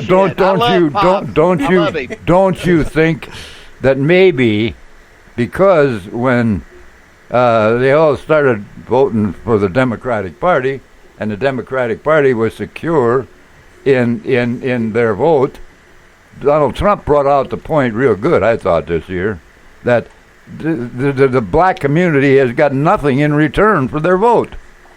And if you look at the black community, these young kids growing up, the opportunity that they've got, or that your kid or my kid, you got to say that they have a limited comparison of opportunity. They did get higher incarceration rates. I mean, come on, we got them. Well, they're much more. Let me tell you this. Government housing projects in the black community in today's prisons were yesterday's plantations. Yeah. And they've been put there by Democrats largely. Yeah, right. The great emancipators have also been the great enslavers. Right on. And a lot of what Trump represents or represented an American revolution that the Constitution actually countenanced. It's called the election box. Every 4 years or so many years, 2 years, 6 years, if you're a senator, we have an ability to overthrow our government. And you just saw a governmental overthrow.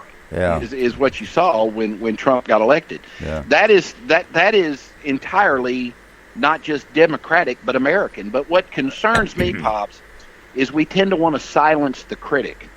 It seems to me like when people want to complain about the government in a peaceful way, as the Constitution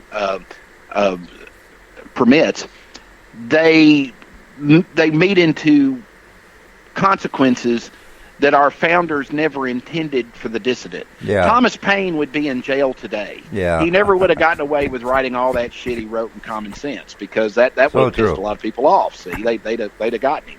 It's not politically correct. Right. And Pops, you're a veteran, and you laid your life on the line for the principle that a person in America could burn a draft card. It had the freedom to do that without fear of governmental reprisal. He may have reprisal, he may have consequence, but it's not supposed to be a governmental reprisal or a governmental consequence. Yeah, that's true. And when I look at the draft cards that should have been burned, it's pathetic. Well, Pops, I'll tell you this story. I'll tell you this story, Pops, and I appreciate you so much. But let me tell you this. We were sitting around. I coached football at Hopkinsville High School, and we're sitting around.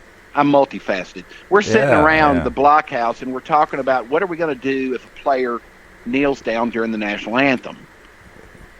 Well, the only person in the blockhouse that didn't want to kick every single person who kneels during the national anthem off the team was the only one of us who had served in the military. Wow, that's ironic. The one guy in the room that had been a Marine said, "You know what, guys? I went to war, laid my life on the line, so a young youth, should he choose, could be free to kneel if they wanted to during the national anthem. And I don't think you should do anything to them." Yeah. And the only guy with me, the rest of us, well, hang on, kill him, And the only guy in the room that didn't feel that way was the only guy who you would have thought would feel that way. Well, that's a true patriot right there, I suppose. Somebody that's believing in what he fought for, at the very least. Well, I wasn't going to argue with him. I didn't feel like I had the right. I think if you believe in what you fought for, you're confused because you really don't know, and that's pathetic. But more so than anything is you realize that, as Smedley Butler wrote in his book "War is a Racket," it's all about big banks, big money, and it's not about freedom or freeing people or any of it.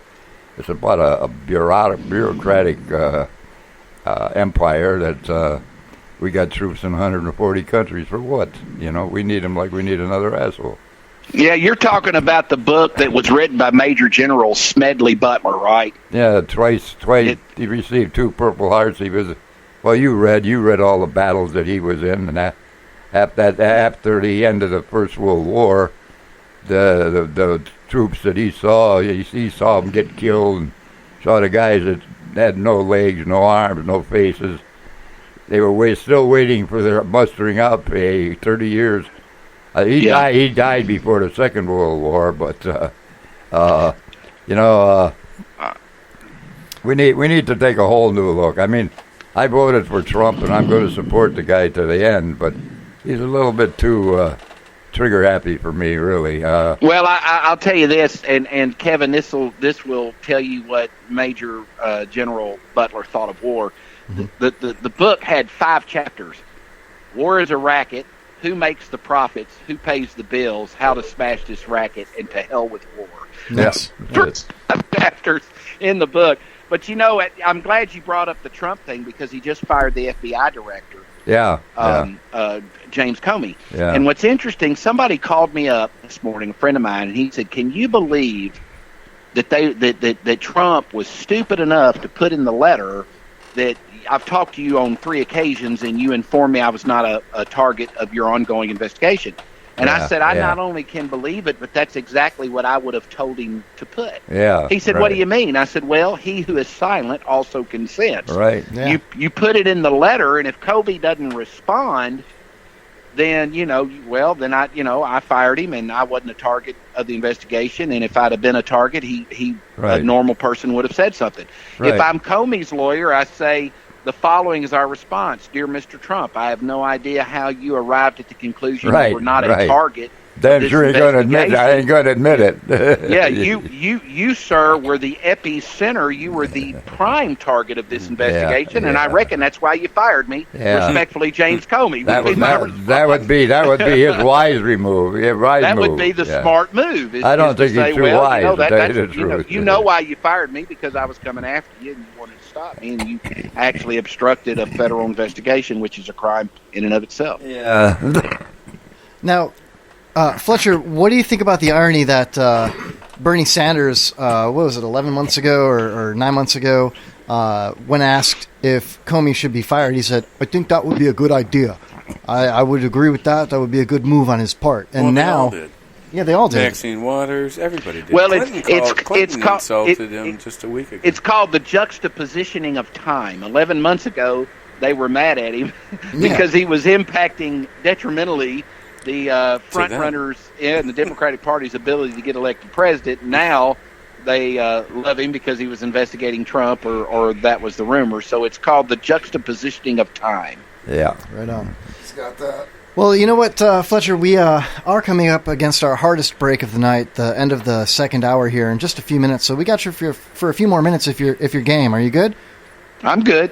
All right, ladies and gentlemen, we are listening to Fletcher Long, and he is an author and also a radio host, and wrote a beautiful book called oh my God, I lost my train of thought. For what it's worth, the long version. Thank you. Available on Amazon. For what it's worth, the long version. And Books A Million and Barnes and Noble. Nice. It's pretty much it's for sale on any online bookstore. You can buy it anywhere. It's on Kindle as well, isn't it? You can get it on Kindle. Yeah, you can get it on Kindle for like $10. $9. Yeah. I think it was $9, something like that. What's it about? Just like a rough.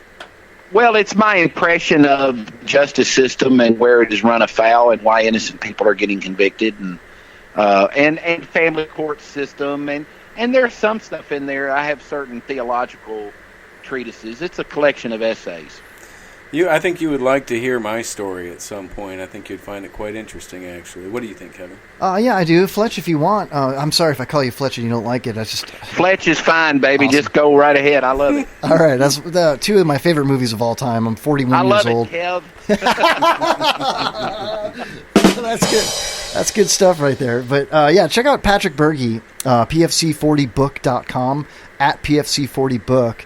He's got an interesting story about being a whistleblower in the military-industrial complex, about fraud, waste, and abuse, and how it ties with him. He wrote a book as well, and it's how it kind of ties with him running for supervisor of elections in the county that we live in, and then working for a huge company like Dynology for 8 years in the Department of Defense, and his experiences with blowing a whistle on the higher-ups. It's an amazing story, so ladies and gentlemen, check out Patrick Berge. Fletch, I think you would like that. I really do. You guys probably have a lot in common. Yeah, we do. Am I right? A lot of pain. Oh, absolutely. And you need to check out a guy named Michael Volpe. Okay. Michael Volpe writes for Community Digital News, VOLPE, and he specifically writes about whistleblowers and the consequences which are visited upon them or occasioned upon them on whistleblowing. Awesome. Excellent.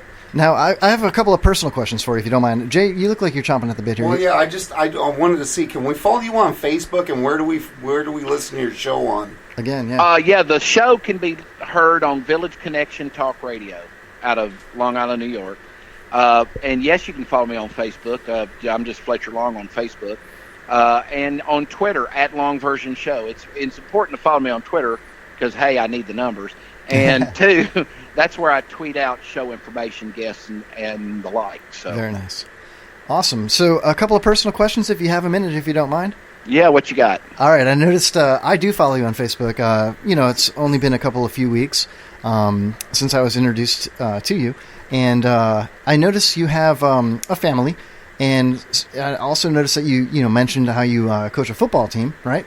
Yeah. Now, you have is it a son that's been putting up massive gains in the weight room? Yeah. I've got a son who is an 8th grader who bench presses 225 pounds, 12 reps. Oh my God, that's more than me. And squats 405 pounds. Jesus, at 8th I grade. think shit's bigger. I than just Kevin. learned today that he made the V7 Elite All-American team, which was put on by Michael Vick. He's he made the Brett Cooper All-American game. He made the High Roller Showdown in Las Vegas. He might be the best 8th grade football player in America. And that's not a dad saying it. I'm saying there are lots of coaches in the country that say William Long is the best 8th grade football player in America. Well, you may have heard it first live on the Kevin Hawley Show. William Long. There you go. Get his autograph right now. Yeah. Hey, perception's reality, Kevin. Yeah, it is. Perception's reality. If you say he is, then he is. So, there you go. Well, then that's my little trick to get you to say it. So. Thank you. Yeah, I've got a trick. If you could maybe say something, would you mind doing a show promo for us while I've got you live on the air? I'll record it later. I'd love to do it. Something like you're listening to the Kevin Hawley Show, Fletcher Long. I don't know. Throw us out there. Yeah. How about this? You ready? Yeah. This is Fletcher Long with Village Connection Talk Radio, and you're listening to Kevin Hawley and the Kevin Hawley Show. That is fantastic. Thank you, Fletcher. Jay-Bird? Hey, Fletcher, I'd like you to do one for Jay-Bird and Pops. I'd like to be like, I'm listening to my good friend, longtime friends, Pops and Jay-Bird on the Kevin Hawley Show. All right. That's the only reason I listen. You were listening to my best friends, Jay Bird and Pops, on the Kevin Hawley Show. The only reason I even tune in the first place. So tune in to listen to Jay Bird and Pops. Yeah. Let's give him the clap, everybody. He's got the clap on Give that Fletcher Long a clap. Woo! Oh my God, that's fantastic. Fletcher Long, I can't thank you enough for calling into the show tonight. You're actually really cool. I was talking to Pat before the show, and I was saying, I hadn't a chance to listen to Fletcher's radio show, and I really wanted to. I put it off, and then I had a weak internet connection, so I had to abandon ship. And we were talking before the show, and I'm telling him, I know he's from Kentucky. I'm assuming he's got like a southern draw, maybe. And I thought maybe you would sound like Foghorn Leghorn or something. He threw a few reckons in there. I say.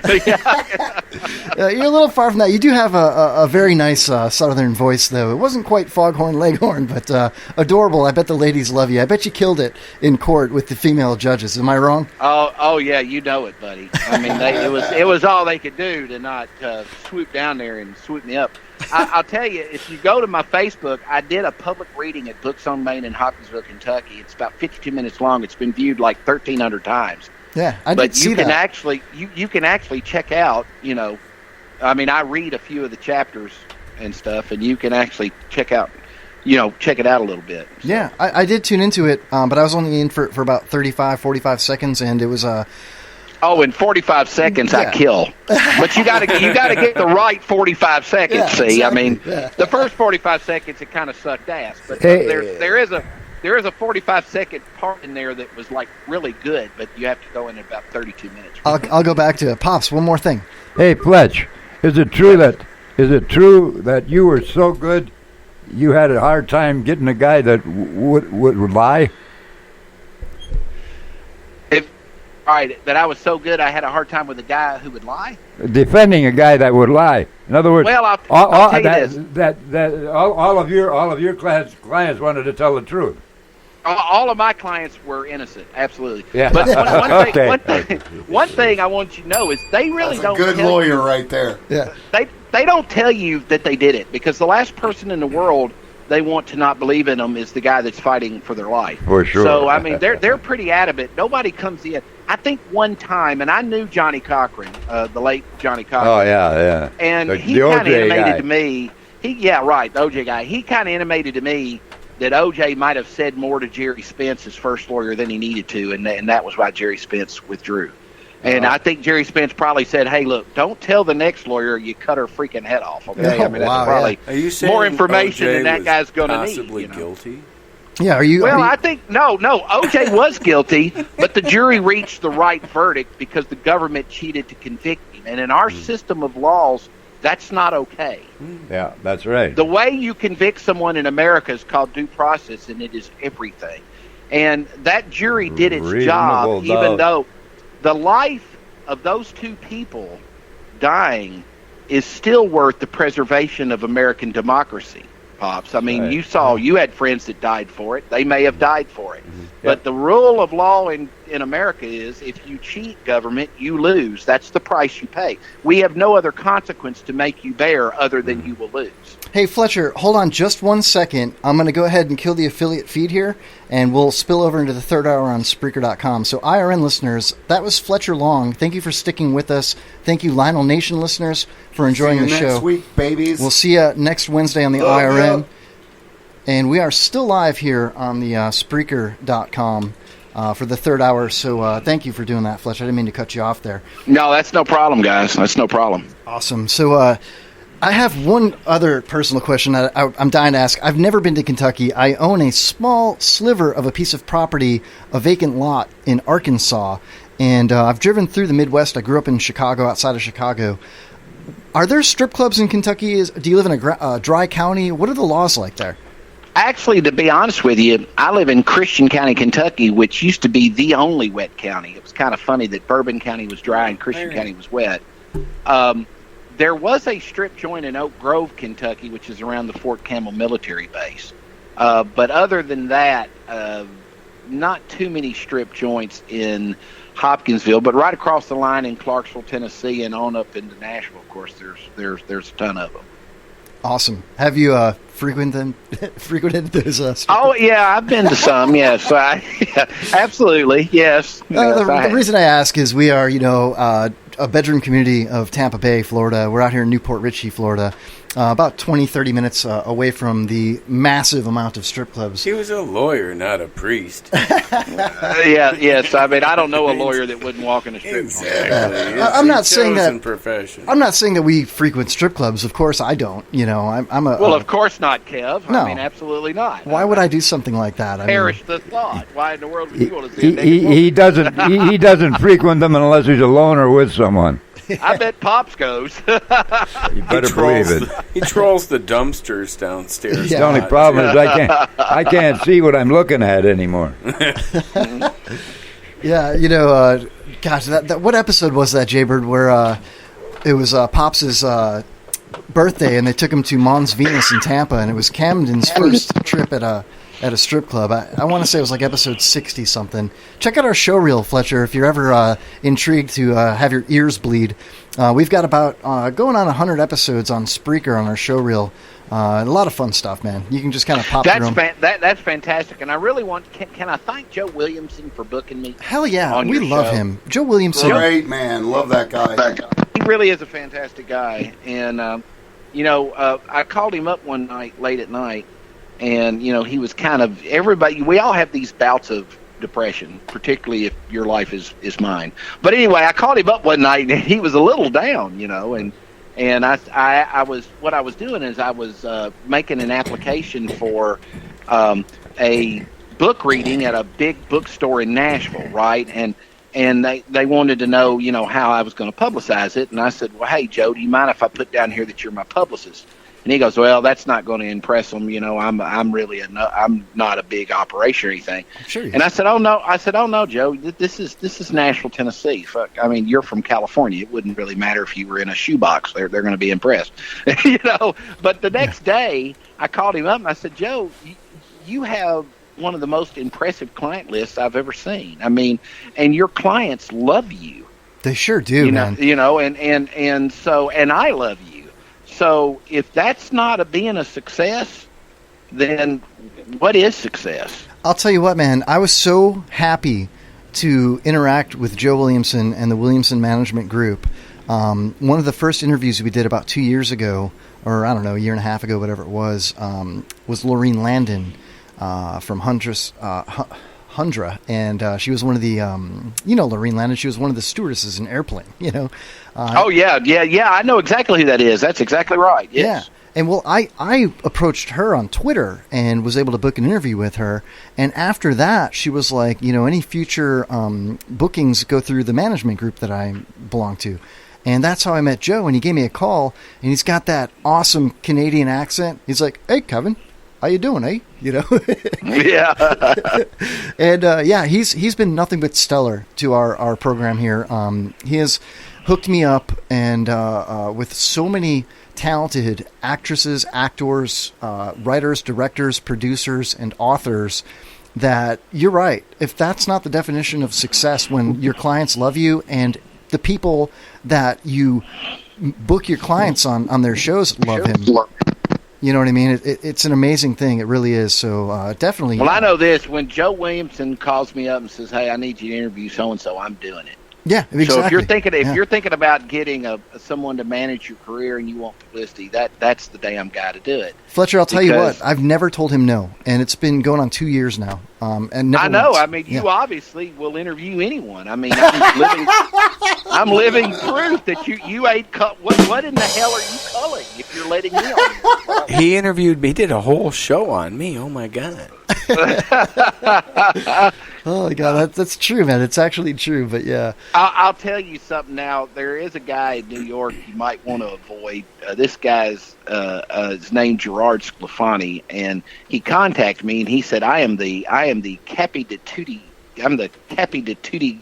No, the Capo de Tutti Capi of the mafia. Okay. I said, "Wow, you're the boss of all bosses, huh?" He said, "Yeah, I am the shit. I am the guy." And so I put him on the air, and he he's supposed to tell me all the secrets. He's going to tell me where Jimmy Hoffa's buried. And he's got Jimmy Hoffa's tooth in his pocket and all this shit. And I started asking him questions about the mafia, and he's no, I don't know. And I'm like, "You don't know shit. 50 minutes ago before we went on air, you knew all this shit." And then he tries to send me this text message one day. He goes, "I hope you understand, with all due respect," I don't know what respect I'm due, but with all due respect, there's some things I just can't tell you. I'm like, "Look, man, don't tell me that you're the boss of all bosses and you're ready to come clean and then hide behind the mafiosi oath of emerita, okay? I don't want to hear that shit, because that's not what you told me you were going to do." And so I ended up, finally, I blocked him this morning. And, the Village Connection, we have a show host page on Facebook, and somebody said, "Hey, guys, y'all got to quit booking this Sclafani guy." And I was like, "Okay, I'm sorry. I'm the guy that fell for that shit." Fletcher, I'm sorry this is really awkward, but Sclafani's been in studio with us this whole time. Crap. Yeah. I know. I'm a dead man. I got it. Yeah. He arrived in a black helicopter. It was really weird. I don't know. Yeah. Well, I'll tell you this. If he is the head of the American Mafia, they're probably looking for him right now, because some of the shit he said would, first of all, even acknowledging there's such a thing with those guys will get you in a lot of trouble. Red team, go! Red team, go! Yeah, that would be your first get him. That's right. I have no idea what you're talking about, sir. Oh well, I've had a good life. What the hell? Oh man! All right. Well, Fletcher Long, everybody. We're gonna go ahead and take our last break. Come on strong with the third hour here. Fletcher, you're more than welcome to stick around, call back, listen, all that good stuff. But we are going to go ahead and take care of Pops here for a minute and take our last final break. Fletcher Long, author, radio host, and past experience as a criminal defense attorney. Fletcher Long on Facebook. The book is, say it again for me so I don't mess it up. For What It's Worth, the long version. Thank you. I have it written down here, but it got blown away by our fans. He can add guests on the Kevin Holly Show to his list now. Yeah, there you go. That's going right on my Facebook page. That is going straight on the Facebook page. Oh, well, at least it's straight, man. I got that going for me. I also see he's friends with Mel Novak, who is one of our favorites, too. Yeah, we did interview Mel Novak back in the day. We've interviewed some of the same people, because I interviewed Joycelyn Liu, too, and I awesome, interviewed her. See? Oh, you'll probably hear her during our second break if you listen. She did a promo just like you just did for us, and it was fantastic, man. She was a beauty. She was at a cocktail party when she did our interview. Cocktails. Yeah, I'll tell you something about Joycelyn that your research may not have told you. Okay. She was a member of the Alpha Gamma Delta sorority in college. Really? Yep. Now, what is see that? there? You see what you got to do, Kevin, to get to the cusp. You know, brother, you got to up your game, man. If you're going to get to the cutting edge of internet radio show hosts, you better. Thank you for the advice. I will definitely take it. Well, you know, it ain't worth shit. You're killing me. So I mean, you're already killing my. You're killing my show. So what the hell am I telling you? That's awesome. Well, that's what we do, Fletch. That's what we do. Fletcher Long, everybody. Thank you, sir. We'll talk to you again soon. Okay. All right, buddy. All right, my man. Fletcher Long, everybody. Woohoo! That was pretty cool, dude. Very cool cat, some yes. of our interviews pissed me off, but that guy was good, man. He was awesome. Yeah, I agree with you, man. Yeah, I mean, I haven't had a lot of interviews that pissed us off, but I can name a couple I'm not going to bother with naming because why? Well, no, I shouldn't say a lot of them pissed me off, but some have pissed me off. One or two, yeah. Anyway, he was fantastic. No. Yeah. No, more than one or two have pissed me off, but... Pops, you really interacted with him a lot. Jay's looking at me when he said that. No, you're just sweating to death over there. Yeah, dude. we got to turn the AC on, take our last break, and come back and kill the third hour here. We got to patch it crazy, some meat, and some hair over here. I drink water. And I had this loaded up. I was going to do karaoke of my new Pat song, but it's frozen solid here, man. You know why it's frozen? Because the title is Stone Cold Crazy, and I was going to do Pat Shit Crazy, Because, Pat Shit Crazy, oh no! No, I think it's because God intervened. Stepped in. Don't you mean Allah, Pat, you fucking traitor? I don't think so. Oh, I'm kidding. What? Okay, so I can make fun of Kathy and call her a dyke, but I can't call you a traitor? Yeah, that's probably a bad thing to call a veteran. Okay, sorry. I was just joking. Jesus, man. Look at him. He's triggered. Oh my God. Look at the way he's looking at me. He's sweating to death, man. Shit. Like, yeah. Yeah, let him cool down a little. All right, before I rip on him, and yeah, my bad, dude. Terrible. Sometimes I cross the sacred line and things I don't even know about, man. We're coming back up. All right, we'll be right back with the final hour of the Kevin Holly Show. Otherwise, I can use this another day, but if you want to come back up. Hold on. What? I want to hear this. You want to come back up? It's up to you. It's up to you. It's up to you. It's up to you. Huh? No, we'll be right back with more of the Kevin Holly Show. You are listening to the Kevin Holly Show. The Kevin Holly Show. The Kevin Holly Show.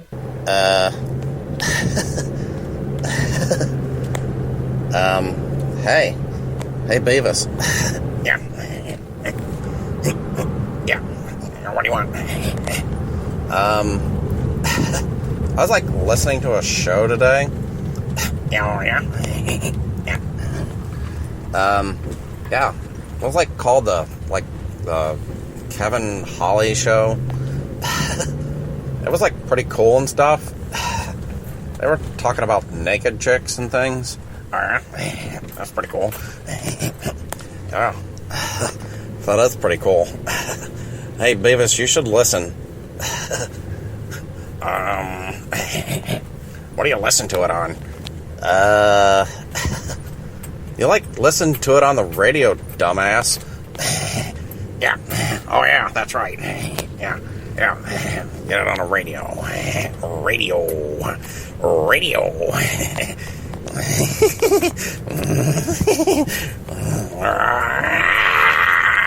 Shut up, dillweed. Listen to the Kevin Holly Show and just shut up.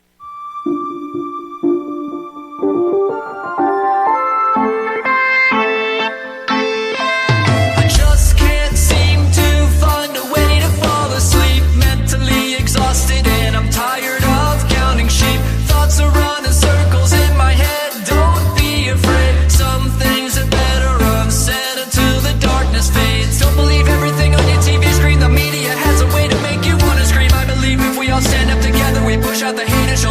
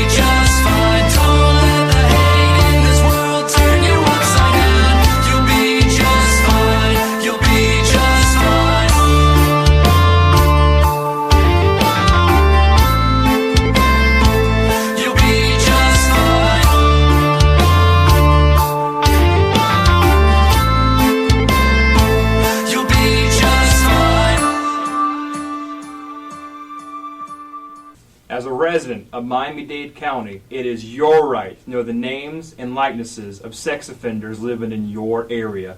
As a public service, we have created this videotape so that you and your friends and family can stay aware, stay safe, and maybe even have a little fun. Enjoy.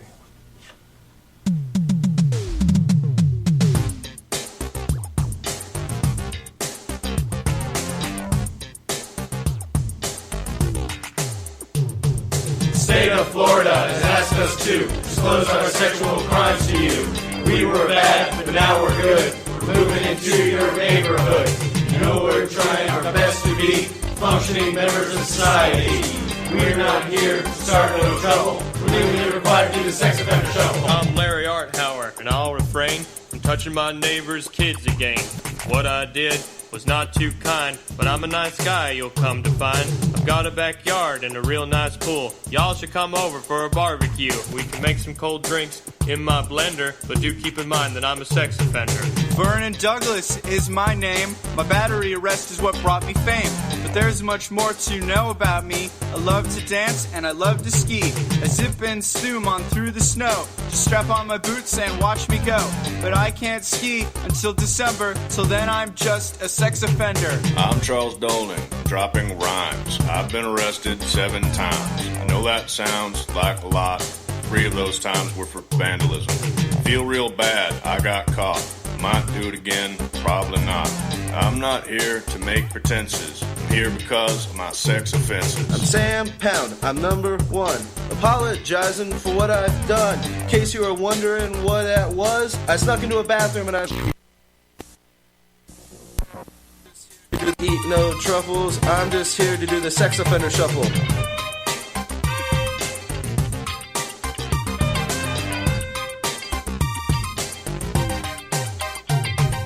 Hey everybody, I'm Laura Hughes, proving girls can do it too.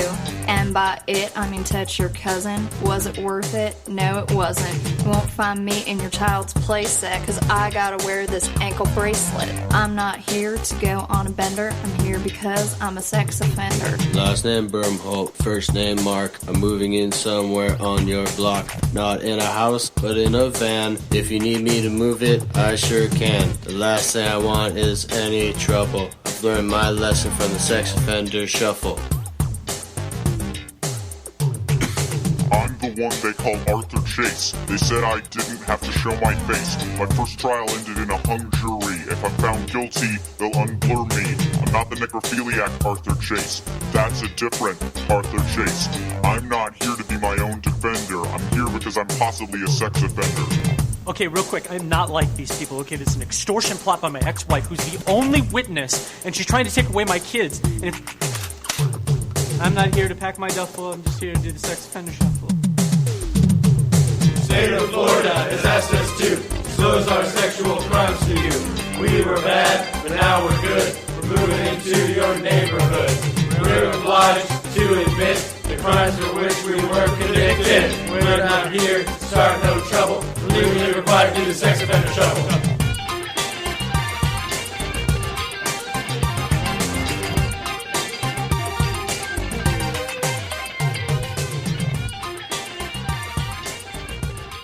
Hi, this is Sharon Buckles. I am the dominatrix Selena Krause from the upcoming Scorpion Girl, and I am happy to be on the Kevin Hawley Show.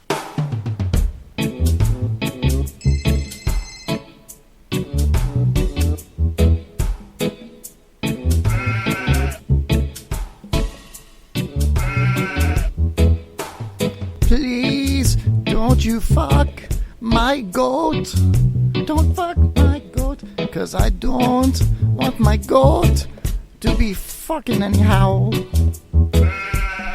Please, don't you fuck my goat, no. 'Cause I don't want my goat to be fucking now. And now, for more stereotypes that are obviously not true. We don't like tennis shoes, we wear sandals, and yeah, we have sex with goats and ride camels. I live in the desert in Abu Dhabi, so I squat behind a cactus when I have chupati. Roll your tongue on the R's, whoops, drop the bomb, Allahu Akbar. I played the flute and snakes come out of jaws. I caught a flight plane, didn't get far. And you might not believe it, man, but during the winter I ski in sand. And the TSA was like, man, how did you get out of Iraq? Iran, damn. Watch out, watch out. Rashid's got a bomb. Watch out, watch out. Abdul-Jabbar got a bomb. Watch out, watch out.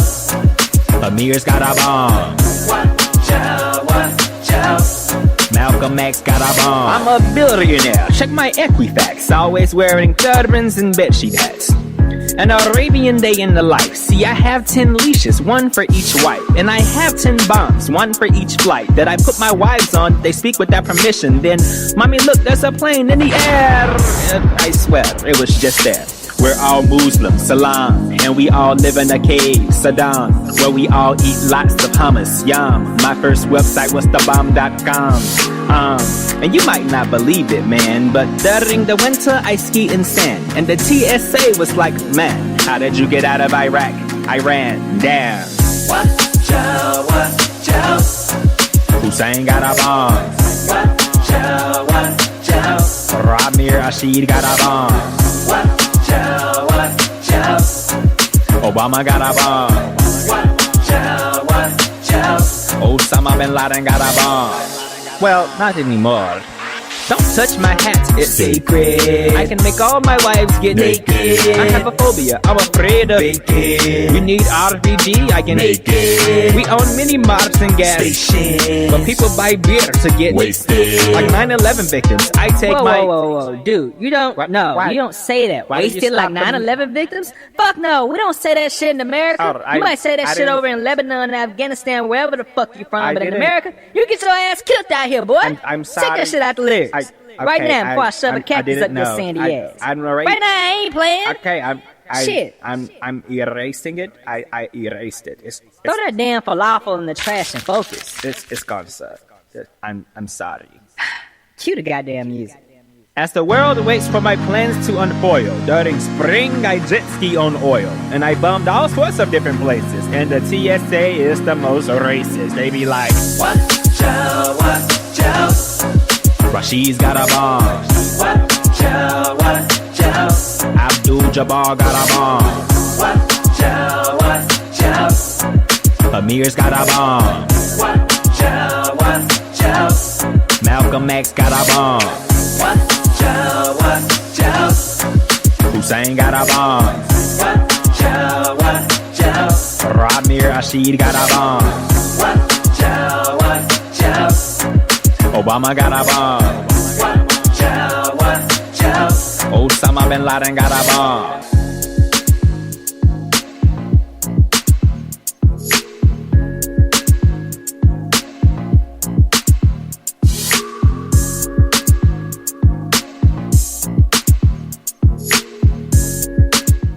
شما دارین گوش میدین به کوین هالی شو. شما دارین گوش میدین به کوین هالی شو. شما دارین گوش میدین به برنامه کوین هالی. Fuck this podcast coming straight from the underground. A young nigga got a bag 'cause I'm not brown. And I'm the other color, so my co-hosts think they have the authority to talk for the majority. Fuck that shit, 'cause I ain't the one for a homeless motherfucker with a mic and some puns to be beaten on. He's really pale, he can go blow Joe in the middle of a sale. Fucking with me, 'cause I'm a broadcaster. With the co-host who's drunk and plastered. James sitting in his car, listening to a podcast, thinking every wigger is busting a podcast. You never see me in the pen or Pop's Jim Nall walking Chuck's dogs. Beat a podcast out of shape, and when I'm finished, bring the yellow tape to take off the scene of the slaughter and keep homeless Chuck away from your daughter. I don't know if Jay's a fag or what, patting Kevin down and showing his nuts, and on the other hand, homeless Chuck, he never gets none, not from a black or a white woman, 'cause he falls down on the street top. Homeless Chuck solicits sex from a black cop. Jay Bird will swarm on any motherfucker with a gold microphone. Just because I'm from Newport Richie, punk podcasts are afraid of me. A young wigger on a warpath, and when I'm finished, it's gonna be my podcast with Pops, Homeless Chuck, and Jay. Yo, Jay, I got something to say. Fuck this podcast. Fuck this podcast. Fuck this podcast. Fuck this podcast. podcast. Yeah, fuck this podcast. Fuck you, Camden. Fuck you, Jay. Fuck you, homeless Chuck. What's up, Pops? Yeah. What's up, Pops? Yeah. Fuck this podcast. After the happy hour, drop your cocks and grab your socks. It's the Kevin Holly Show on the Internet Radio Network.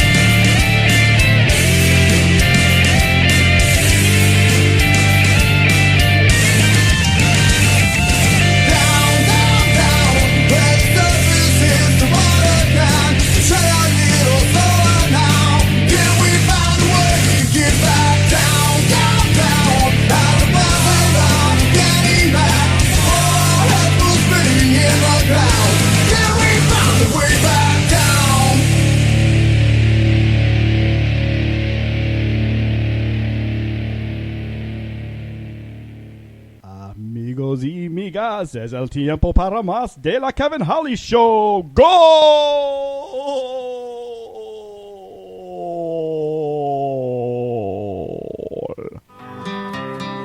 Dead puppies, dead puppies, dead puppies aren't much fun. They don't come when you call. They don't chase squirrels at all. Dead puppies aren't much fun. My puppy died late last fall. He's still rotting in the hall. Dead puppies aren't much fun. No, no, no. Mom says puppy's days are through.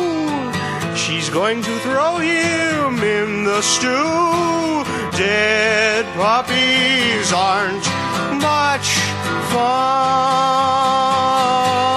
fun. Dead puppies, dead, dead, dead, dead. Puppies, dead everybody out there, sing along, okay? Dead puppies! Dead puppies! Dead puppies aren't much fun. One more time for Roman Ruska!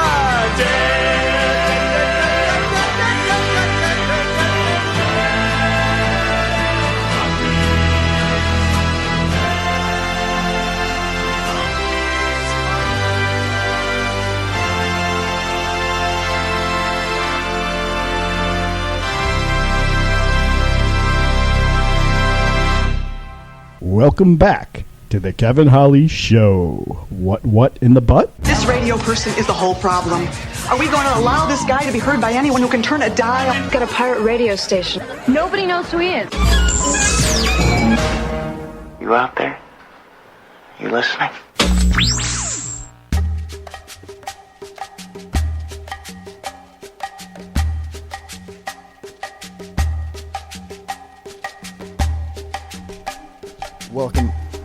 Welcome back to the Kevin Holly Show, everybody. We are back live. It is the third hour, and I could not be more excited about the third hour. Now, Jaybird and Pops took off.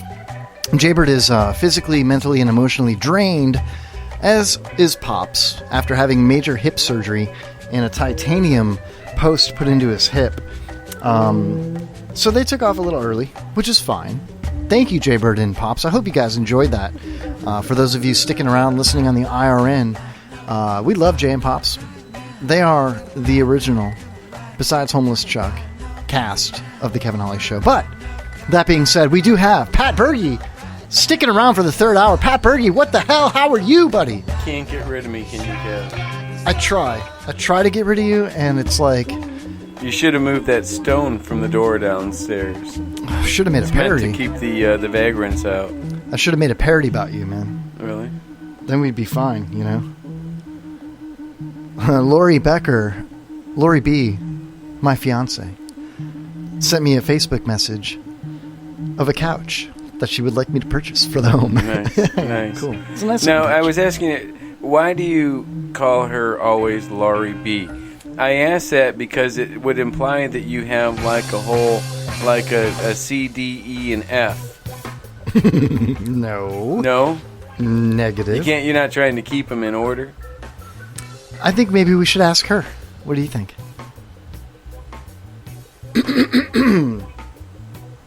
I'm down for that. Are you down for that? Yeah, this newfangled technology. Fangle technology? It is. What does that mean? I don't know. How do you not know? You just said it. Because it's really old.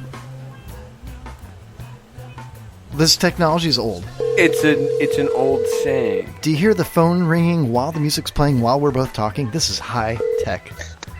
Hello? Hi, Lori B. How are you? I'm fine. How are you? I'm good. I noticed you just messaged me on Facebook, and you are live on the radio. Are you good with that? No, because I'm in bed. I'm trying to sleep. But you Really? just texted me. No, I texted you a while ago. I just got it now. Well, I'm sorry for your mishap on the airwaves there. While I've got you on the phone, Lori B. You know you have to come home. I just, Patrick was wondering why I call you Lori B. Is there a Lori A, C, and D? Like, does he have, like, so many Lauries he has to keep them in order? No, but there's going to be a Lori F for Lori fuck you up because you're keeping me up. Yeah. I told him that, I have 3 ex-wives, and I thought this was a great idea. So, Lori, the B stands for the first letter in her last name, Lori B. And if you ever called her cell phone and got her voicemail, it would say, "Hi, it's me, Lori B." And it's one of my favorite things to hear, aside from her real voice. My sister was Laurie B. as well. Your sister? Wait, I'm marrying your sister? No. Wouldn't that be ironic if you married my sister and I married your sister? That would be creepy. Lori, are you related to Pat Shit Crazy? Pat B? No. Gentle Pat B? Anyway, all right. Did you listen to the show at all, Lori? No, I did not. Kevin. Did you happen to talk to Trucker Kathy at all tonight? I was conversing back and forth. Awesome. So how'd that go for you? Kevin, really? I neglected to say anything about how you told me that it was a great idea to play that song. Oh, really? No, he didn't neglect. I didn't believe him. I did not say it. Don't play that game with me. I didn't believe him for a second. Yeah, Lori and all of her friends at work said it was a great idea to play that song, Trucker Kathy. So we beta tested that. Nobody believes you. All right, I'm lying. I'm totally lying. Whatever. Lori, I love you. Have a wonderful evening. I will see you with fresh McDonald's in a bag when I come home. and he'll trim your hedges and mow your lawn. And I will mow the lawn. I'm sorry I pissed off your friend. She was quite mad at me. Did you get the gist of that? Yes, I did get the gist of that. Awesome. Well, thanks for chatting, and I guess I'll let you go. Lori B, everybody. I love you. Love you. Good night. I'll see you in a little while. Bye. I'll bring McDonald's and mow the lawn. Bye. And mow the Bye. lawn. Bye. I negotiated some extra work out of there, but I think I kept you off the couch. Thanks. She hung up first, man. What's that mean? What does that mean, Pat? It means you still haven't figured out how to use your damn phone. You're like 40-some years old. It's high-tech equipment, Pat. This high-tech. This high finagled. Finagled? Finagled. Do you have any other... Highfalutin. It's highfalutin technology. Is this a cornucopia of old technology? It is. Is this a plethora of old technology? I think so. All right. So I think we should get right into one of my favorite segments on The Kevin Holly Show. Are you ready? Here we go. And for The Kevin Holly Show news, featuring Jay, Pops, Homeless Chuck, Pat, and Kevin Holly, where you'll hear more about news, a little bit more information about what's in the news, and what's new with the news on The Kevin Holly Show. Man, that is a stellar bumper right there. Oh, my God. Anyway, in the news, Patrick, you can guess. Is this Florida or not Florida? Okay. Okay. A man posted on Facebook earlier this year that he was never going to go back behind bars. But that's where he is. Related to 3 pizzeria burglaries. Yeah. This particular county's sheriff's office deputies accuse Cameron Gore. Really? Cameron Gore. Guilty! Any relation to Al? I don't know. He looks like he's warm. I'm totally cereal. Yeah, he invented your cereal. If you were a cereal, you'd Totally be cereal. You'd be Man Bear Pig. Man Bear Pig's real. If Pat Berge was a cereal, you wouldn't be Trix, you'd be Dix. You'd be Crap and Crunch. If you were a cereal, you would be Raisin Dix. Thank you. That was terrible. I Kevin. tried. Why would you want to harm me emotionally? That makes it better. That makes it all better for you, doesn't it? So, a hidden security camera caught a good glimpse of Gore's face the 3rd time he allegedly broke into the pizzeria. Gore. Yeah. Investigators said that time he stole liquor and then posted a picture on Facebook wearing the same shirt with the stolen liquor and a caption that said, "It's going to be that type of day." Sure is. So this sheriff says, "We love it when the criminals help us put them in jail." Arrest reports indicated that Gore left behind fingerprints the first time he allegedly broke into the business. During the first 2 break-ins, deputies said that Gore left with about $80 in coin change. That's quite the coin purse, huh, That Pat? was quite the haul right there. You got a nice coin purse. And no, I don't. I have a Louis Vuitton wallet. With a chain on it. Do you drive a truck? There's no chain on an LV wallet. Thank you. Oh, man. What fueled detectives' drive even more was that one of Gore's Facebook posts in February where he posted a prior Polk County mugshot and vowed he was never going to go back. And then he's got a picture. I see the picture. It's amazing. It's on Twitter. It says, "Update, 8 p.m. May 8th. Hi, everyone. Guess what? Cameron is in custody. He will be booked on his warrant tonight." Thanks for sharing the tips. Will he be able to update his feed? I don't think so. Will From they let him jail. tweet out? The original post says, "Dear Cameron Gore, remember back in February when you posted your own mugshot on your Facebook page and you said, people wanted to see my mugshot. Here you go. We're never going to go back." And welcome back.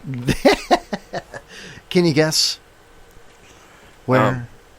Not Florida. It is. It's Polk County. I gave you a hint. Polk County? Yeah, Polk What County. did you say? Like actually Polk County? I did. I made a mistake, yeah. How about this headline? Water from a broken hydrant pulled a man under his vehicle. Out of Florida. It says, you're correct. Deadly crash. Water shortages. This is a sad story. An 89-year-old Melbourne man died Wednesday after he was pulled under his vehicle by a stream of water from a busted fire hydrant. Oh my God, really? Yeah, how did this happen? Well, after 10 a.m., he was in his 2016 G30 Mercedes-Benz, and he hit a fire hydrant and broke it. He got out of the vehicle, and that's when he was pulled under it by water that spilled from the broken fire hydrant. Oh, no shit. Yeah, he was taken to a hospital where he died. Wow. Oh, wow. That's a horrible story. Yeah, way to perk things up, Cal. On a lighter note, On a lighter note, A got Florida- any more elderly people plummeting to their death or something? I do. Yes.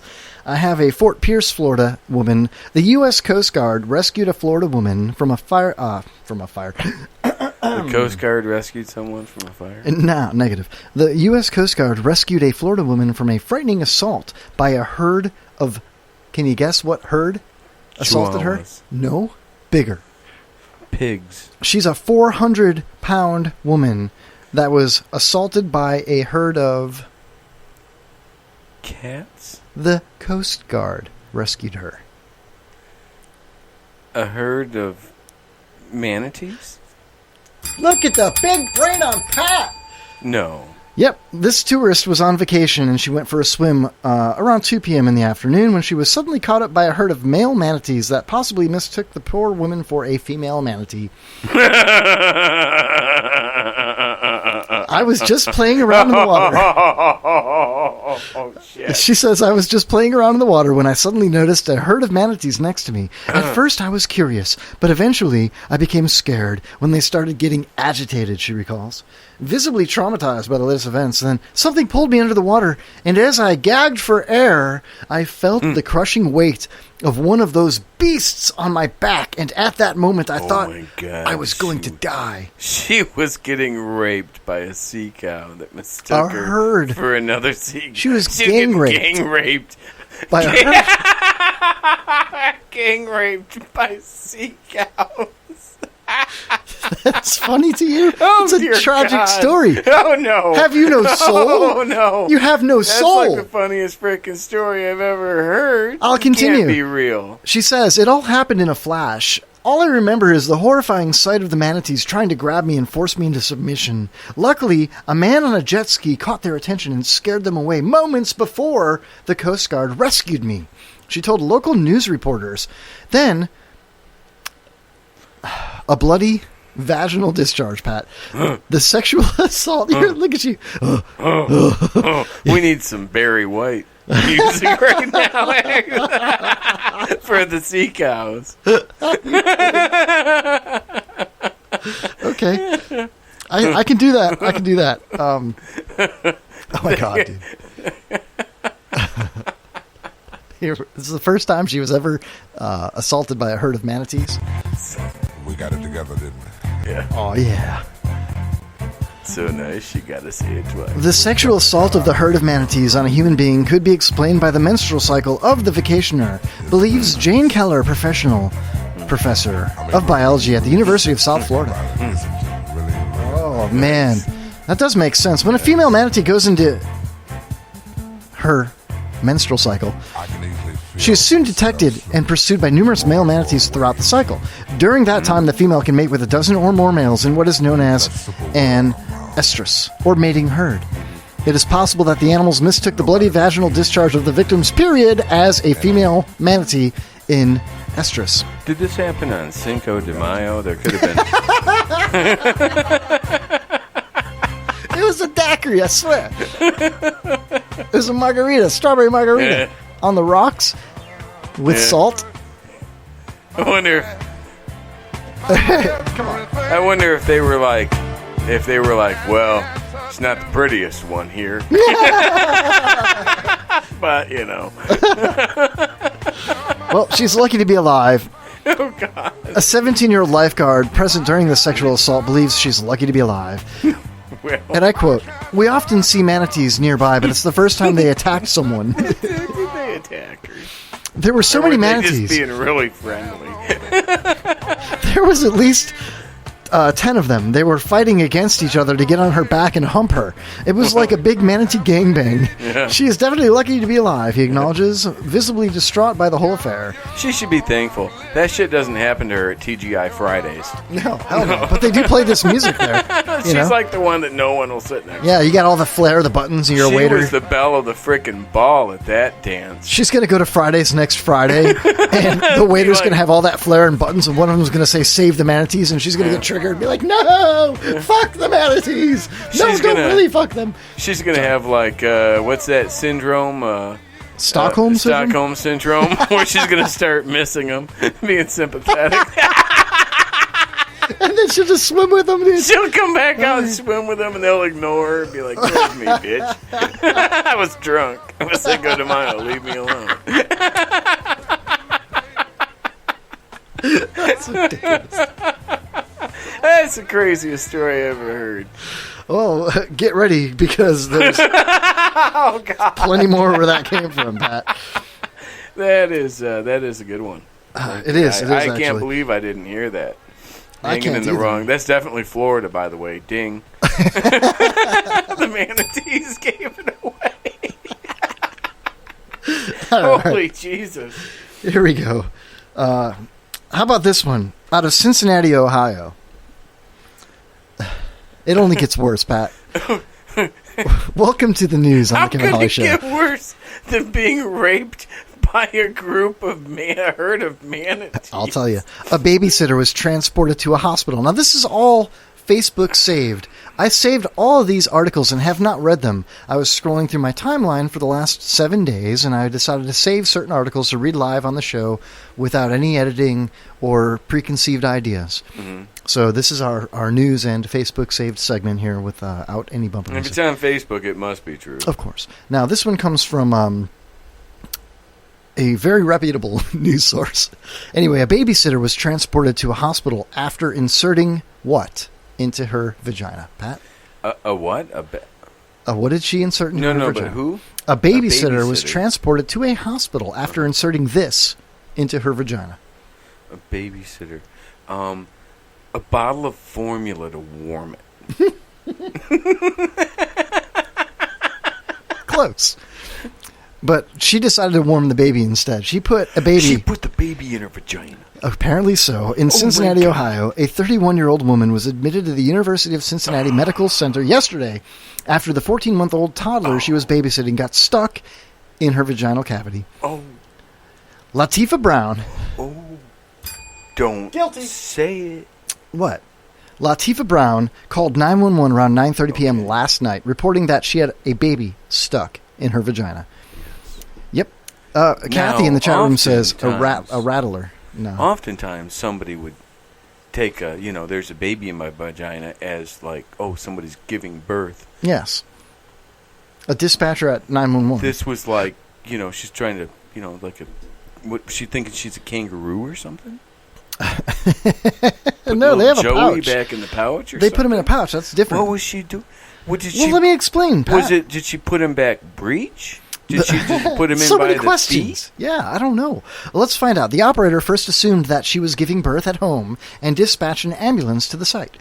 The paramedics had quite a surprise when they arrived on the site and saw what was actually happening. One of the paramedics, Brian Whitmore, related the incident in an interview with WBNS Channel 10 TV in Cincinnati. The little boy wore a diaper and pajamas, but he had his legs and abdomen stuck in the woman's vagina. Legs, okay. All the way up to the abdomen. The paramedics spent more than an hour on site trying to release the child from his difficult position, but were unable to get the toddler out. I don't know how she got the child in there. Push. We were both pulling as strong as we could, and he would not come out. Push. Lamont. Breathe. Lamont. Yes. Miss Brown and the child were finally transported to the hospital, where doctors were able to separate them after a delicate operation. A C-section? The young boy suffers from a dislocated hip, but doctors don't think he will suffer any more injuries from the incident. If she's that crazy, why didn't she try to put him back in like through a C-section? Would have been probably more effective.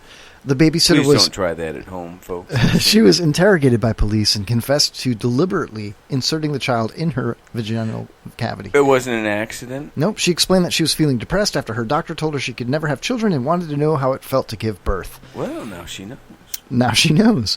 Miss Brown now faces a total of 11 criminal charges, including aggravated child neglect, causing bodily harm, and could spend up to 65 years in prison.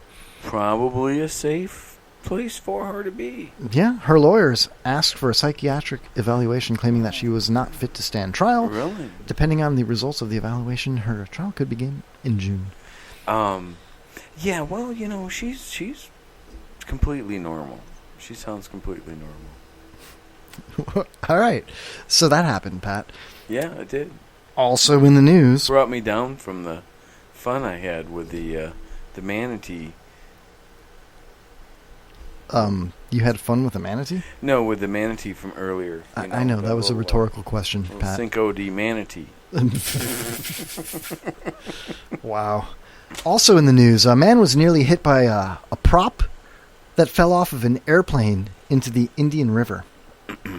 This is a true story. This is on Bay News 9, right here in Tampa Bay, Florida. Let's see here. All right. An airplane on approach to land at Orlando Melbourne International Airport lost Florida. a propeller. Ding. Yeah, lost a propeller over the Indian River on Wednesday, narrowly missing a fisherman. Mm-hmm.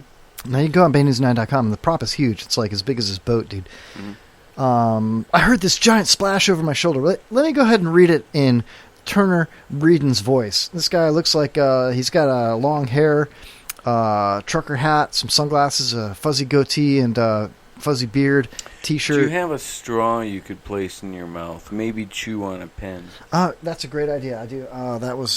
Those are all dirty. I can do this. Okay, you got it. All right. Method acting. God, you're brilliant. Thank you. I appreciate the love. Turner Breeden says, I heard this giant splash over my shoulder, and I was fishing along the bank just a few feet away from where I was at the base of the Eau Causeway. Something had dropped in the water with authority.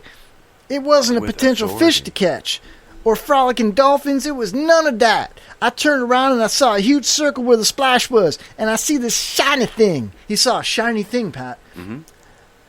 He said moments after it happened, I was looking up to see if anything else was coming behind it. So I walked up to it, and sure enough, it looked exactly like a propeller. So from a plane propeller fell off. No, it's not that big, but it's pretty big. There it was floating about 50 feet off the bank. So if it hit you, you would be screwed. Literally screwed, because they call propellers screws. You know? Screws turning? Roger, 49er. Are the screws turning? Really? Yeah, you never heard that? Well, like on a submarine. Screws turning. Screws. No, I've heard that like on a submarine. I found a prop! He put that prop on eBay, I later discovered, and current bid is $124. Really? Yeah, so you can buy the prop. I think you would want to keep that. I would probably. As a momentum of... momentum? You know, as a momentum of... momentum. You know, to sort of remind me of the frailty of life. Well, momentum. The props do have a lot of momentum, especially falling from the sky on a fisherman, right? Oh, yeah. Well, all right. Speaking of planes... And how do you not screw on your screw properly? Who screwed on the screw? They counter-rotate. Maybe it was counter-rotating and it unscrewed. Well, you would have like a counter-rotating screw for the screw. But maybe they had a regular rotating you would think that somebody... nut. That's sort of important. You need the prop for your plane. You know, I hope they're doing an investigation on that. What happened to the plane that's apparently missing a prop? No story on the plane missing the prop. Well, I guess there's no story there, right? Just the guy in the fishing boat. So nobody cares that there's a plane flying over Orlando, over Disney World, circling around, ready to go into some sort of a dive because it's lost apparently one of its props. All right, you know what, Pat? Yes. It's time to play a game. Are you ready to play this game? It is time for Steakhouse or Gay Bar, live on the Kevin Holly Show. Are you ready? Sure. I did really good with the Florida. Gay Bar or Steakhouse, live on the Kevin Holly Show with Kevin Holly and Pat Berge. I will be quizzing Pat Berge on titles of either a steakhouse or a gay bar. Pat will guess whether or not it is a steakhouse or a gay bar, and I will let him know if he's right or wrong. Pat, are you ready? As ready as one can be for this. All right. First subject is Dakota. Steakhouse or gay bar? The state? No. The name Dakota. Is that the name of a steakhouse or a gay bar? Steakhouse. Pat says steakhouse, and Dakota is... Could be a gay bar. Oh, it's taking so long for this old-ass... How am I supposed to play goddamn games with this old-ass bullshit computer? It's actually a gay bar in Santa Cruz, California. Pat, sorry, buddy. All right, how about Don and Charlie's? Steakhouse or gay bar? Don and Charlie's? Mm-hmm. Oh, my God. There's two guys. Could be gay. Could be, Really good steak collaboration. Good steak. Good chefs. I'm going to go with straight. Steakhouse? Steakhouse. Don and Charlie's is a steakhouse in Phoenix, Arizona. Way to go, Pat. You are 1 for 2. You're batting 500. All right, how about Excelsior? Gay. Pat says gay bar. Excelsior is a gay bar in New York City. You're 2 for 3, batting 670 right now. How about Cash in Country? Steakhouse or gay bar, Pat? Cash in Country? Mm-hmm. I can smell your country. That's got to be a steakhouse in Texas. Pat says steakhouse in Texas. Cash in Country is a gay bar in Phoenix. Same Sorry thing. about your luck. Same thing. How about the Woodward Cocktail Bar? Trucker Kathy probably has frequented this place a lot. Oh, you're just a glutton for punishment, aren't you?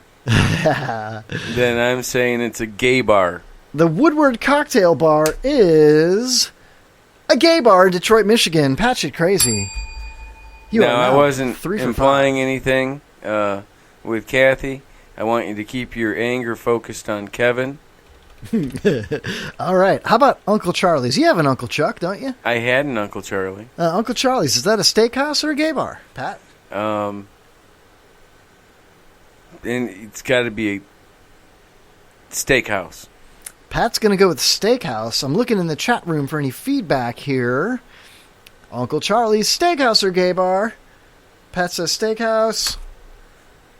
It's a gay bar. Again, in New York City. There's a lot of gay bars in New York City. That's where the dyke truckers hang out. Wow, Kathy. That's pretty low. I mean, why would you say something like that? Jesus Christ. I don't know where that would come from. How about the Dylan Prime? Dylan Prime, Pat. Steakhouse or gay bar? Steakhouse. Pat says steakhouse. Dylan Prime is a steakhouse, again, in New York City. Way to go, Pat. Nice. 4 for 7. Nice. How about the Lola at... Gotta be a gay bar. Pat says gay bar. Lola is a steakhouse in Atlanta, Georgia. I'm going to go with this. Excuse me. This one here. Cherry Stones. Cherry Stones? I'm going gay bar on Cherry Stones. Gay bar. We agree it's gay bar. Cherry Stones is a steakhouse in Los Angeles, California. It's still gay. Home of the beautiful Los Angeles Dodgers. Okay. It's all gay with Kevin, says Glick in the chat room. Thanks, Glick. Appreciate that. If it's in California, they're gay. How about... Sorry to offend if I've offended any of our California listeners. I think they're going to be listening to this later anyway, though. How about Willie G's? Steakhouse or gay bar, Pat? Steakhouse. Pat says Willie G's is a steakhouse. I'm going to go gay bar, and we will say that Willie G's is a steakhouse in Denver, Colorado. Way to go. All right, last one. The Pilsner Inn. Steakhouse or gay bar? Steakhouse. Pat says Pilsner Inn is a steakhouse. Pilsner Inn is a gay bar in San Francisco, California. Oh, my God. There's a gay bar in San Francisco? Last one, bonus. Charlie Brown's. Steakhouse or gay bar? Charlie Brown's? Steakhouse. Pat says steakhouse. Don't be gay. Charlie Brown's is indeed a steakhouse in L.A. Thank you. Boom, Pat, you are 8 for 14. Yeah, you would never get permission from like fucking comic books to have a gay bar named Charlie Brown's. Well, what if his name's Charlie, man? Well, still, you're going to be dealing with some serious issues. The steakhouse, probably let that slide. All right, brother. Thank you for listening to the Kevin Holly Show. Thank you, Iron listeners. Thank you, Spreaker.com. Thank you, Trucker Kathy, for being a good sport. Glick, thank you, buddy. All of our listeners, we will see you next Wednesday, 8 p.m. Eastern Standard Time. I'm tired. It's time to end the show. He really freaking blow. It's end of the Kevin Holly Show. I'd like to thank you for listening to the Kevin Holly Show. I hope you've had as much fun as we have bringing it to you. It's really been a pleasure, and be sure and get us again next week. Okay, bye-bye.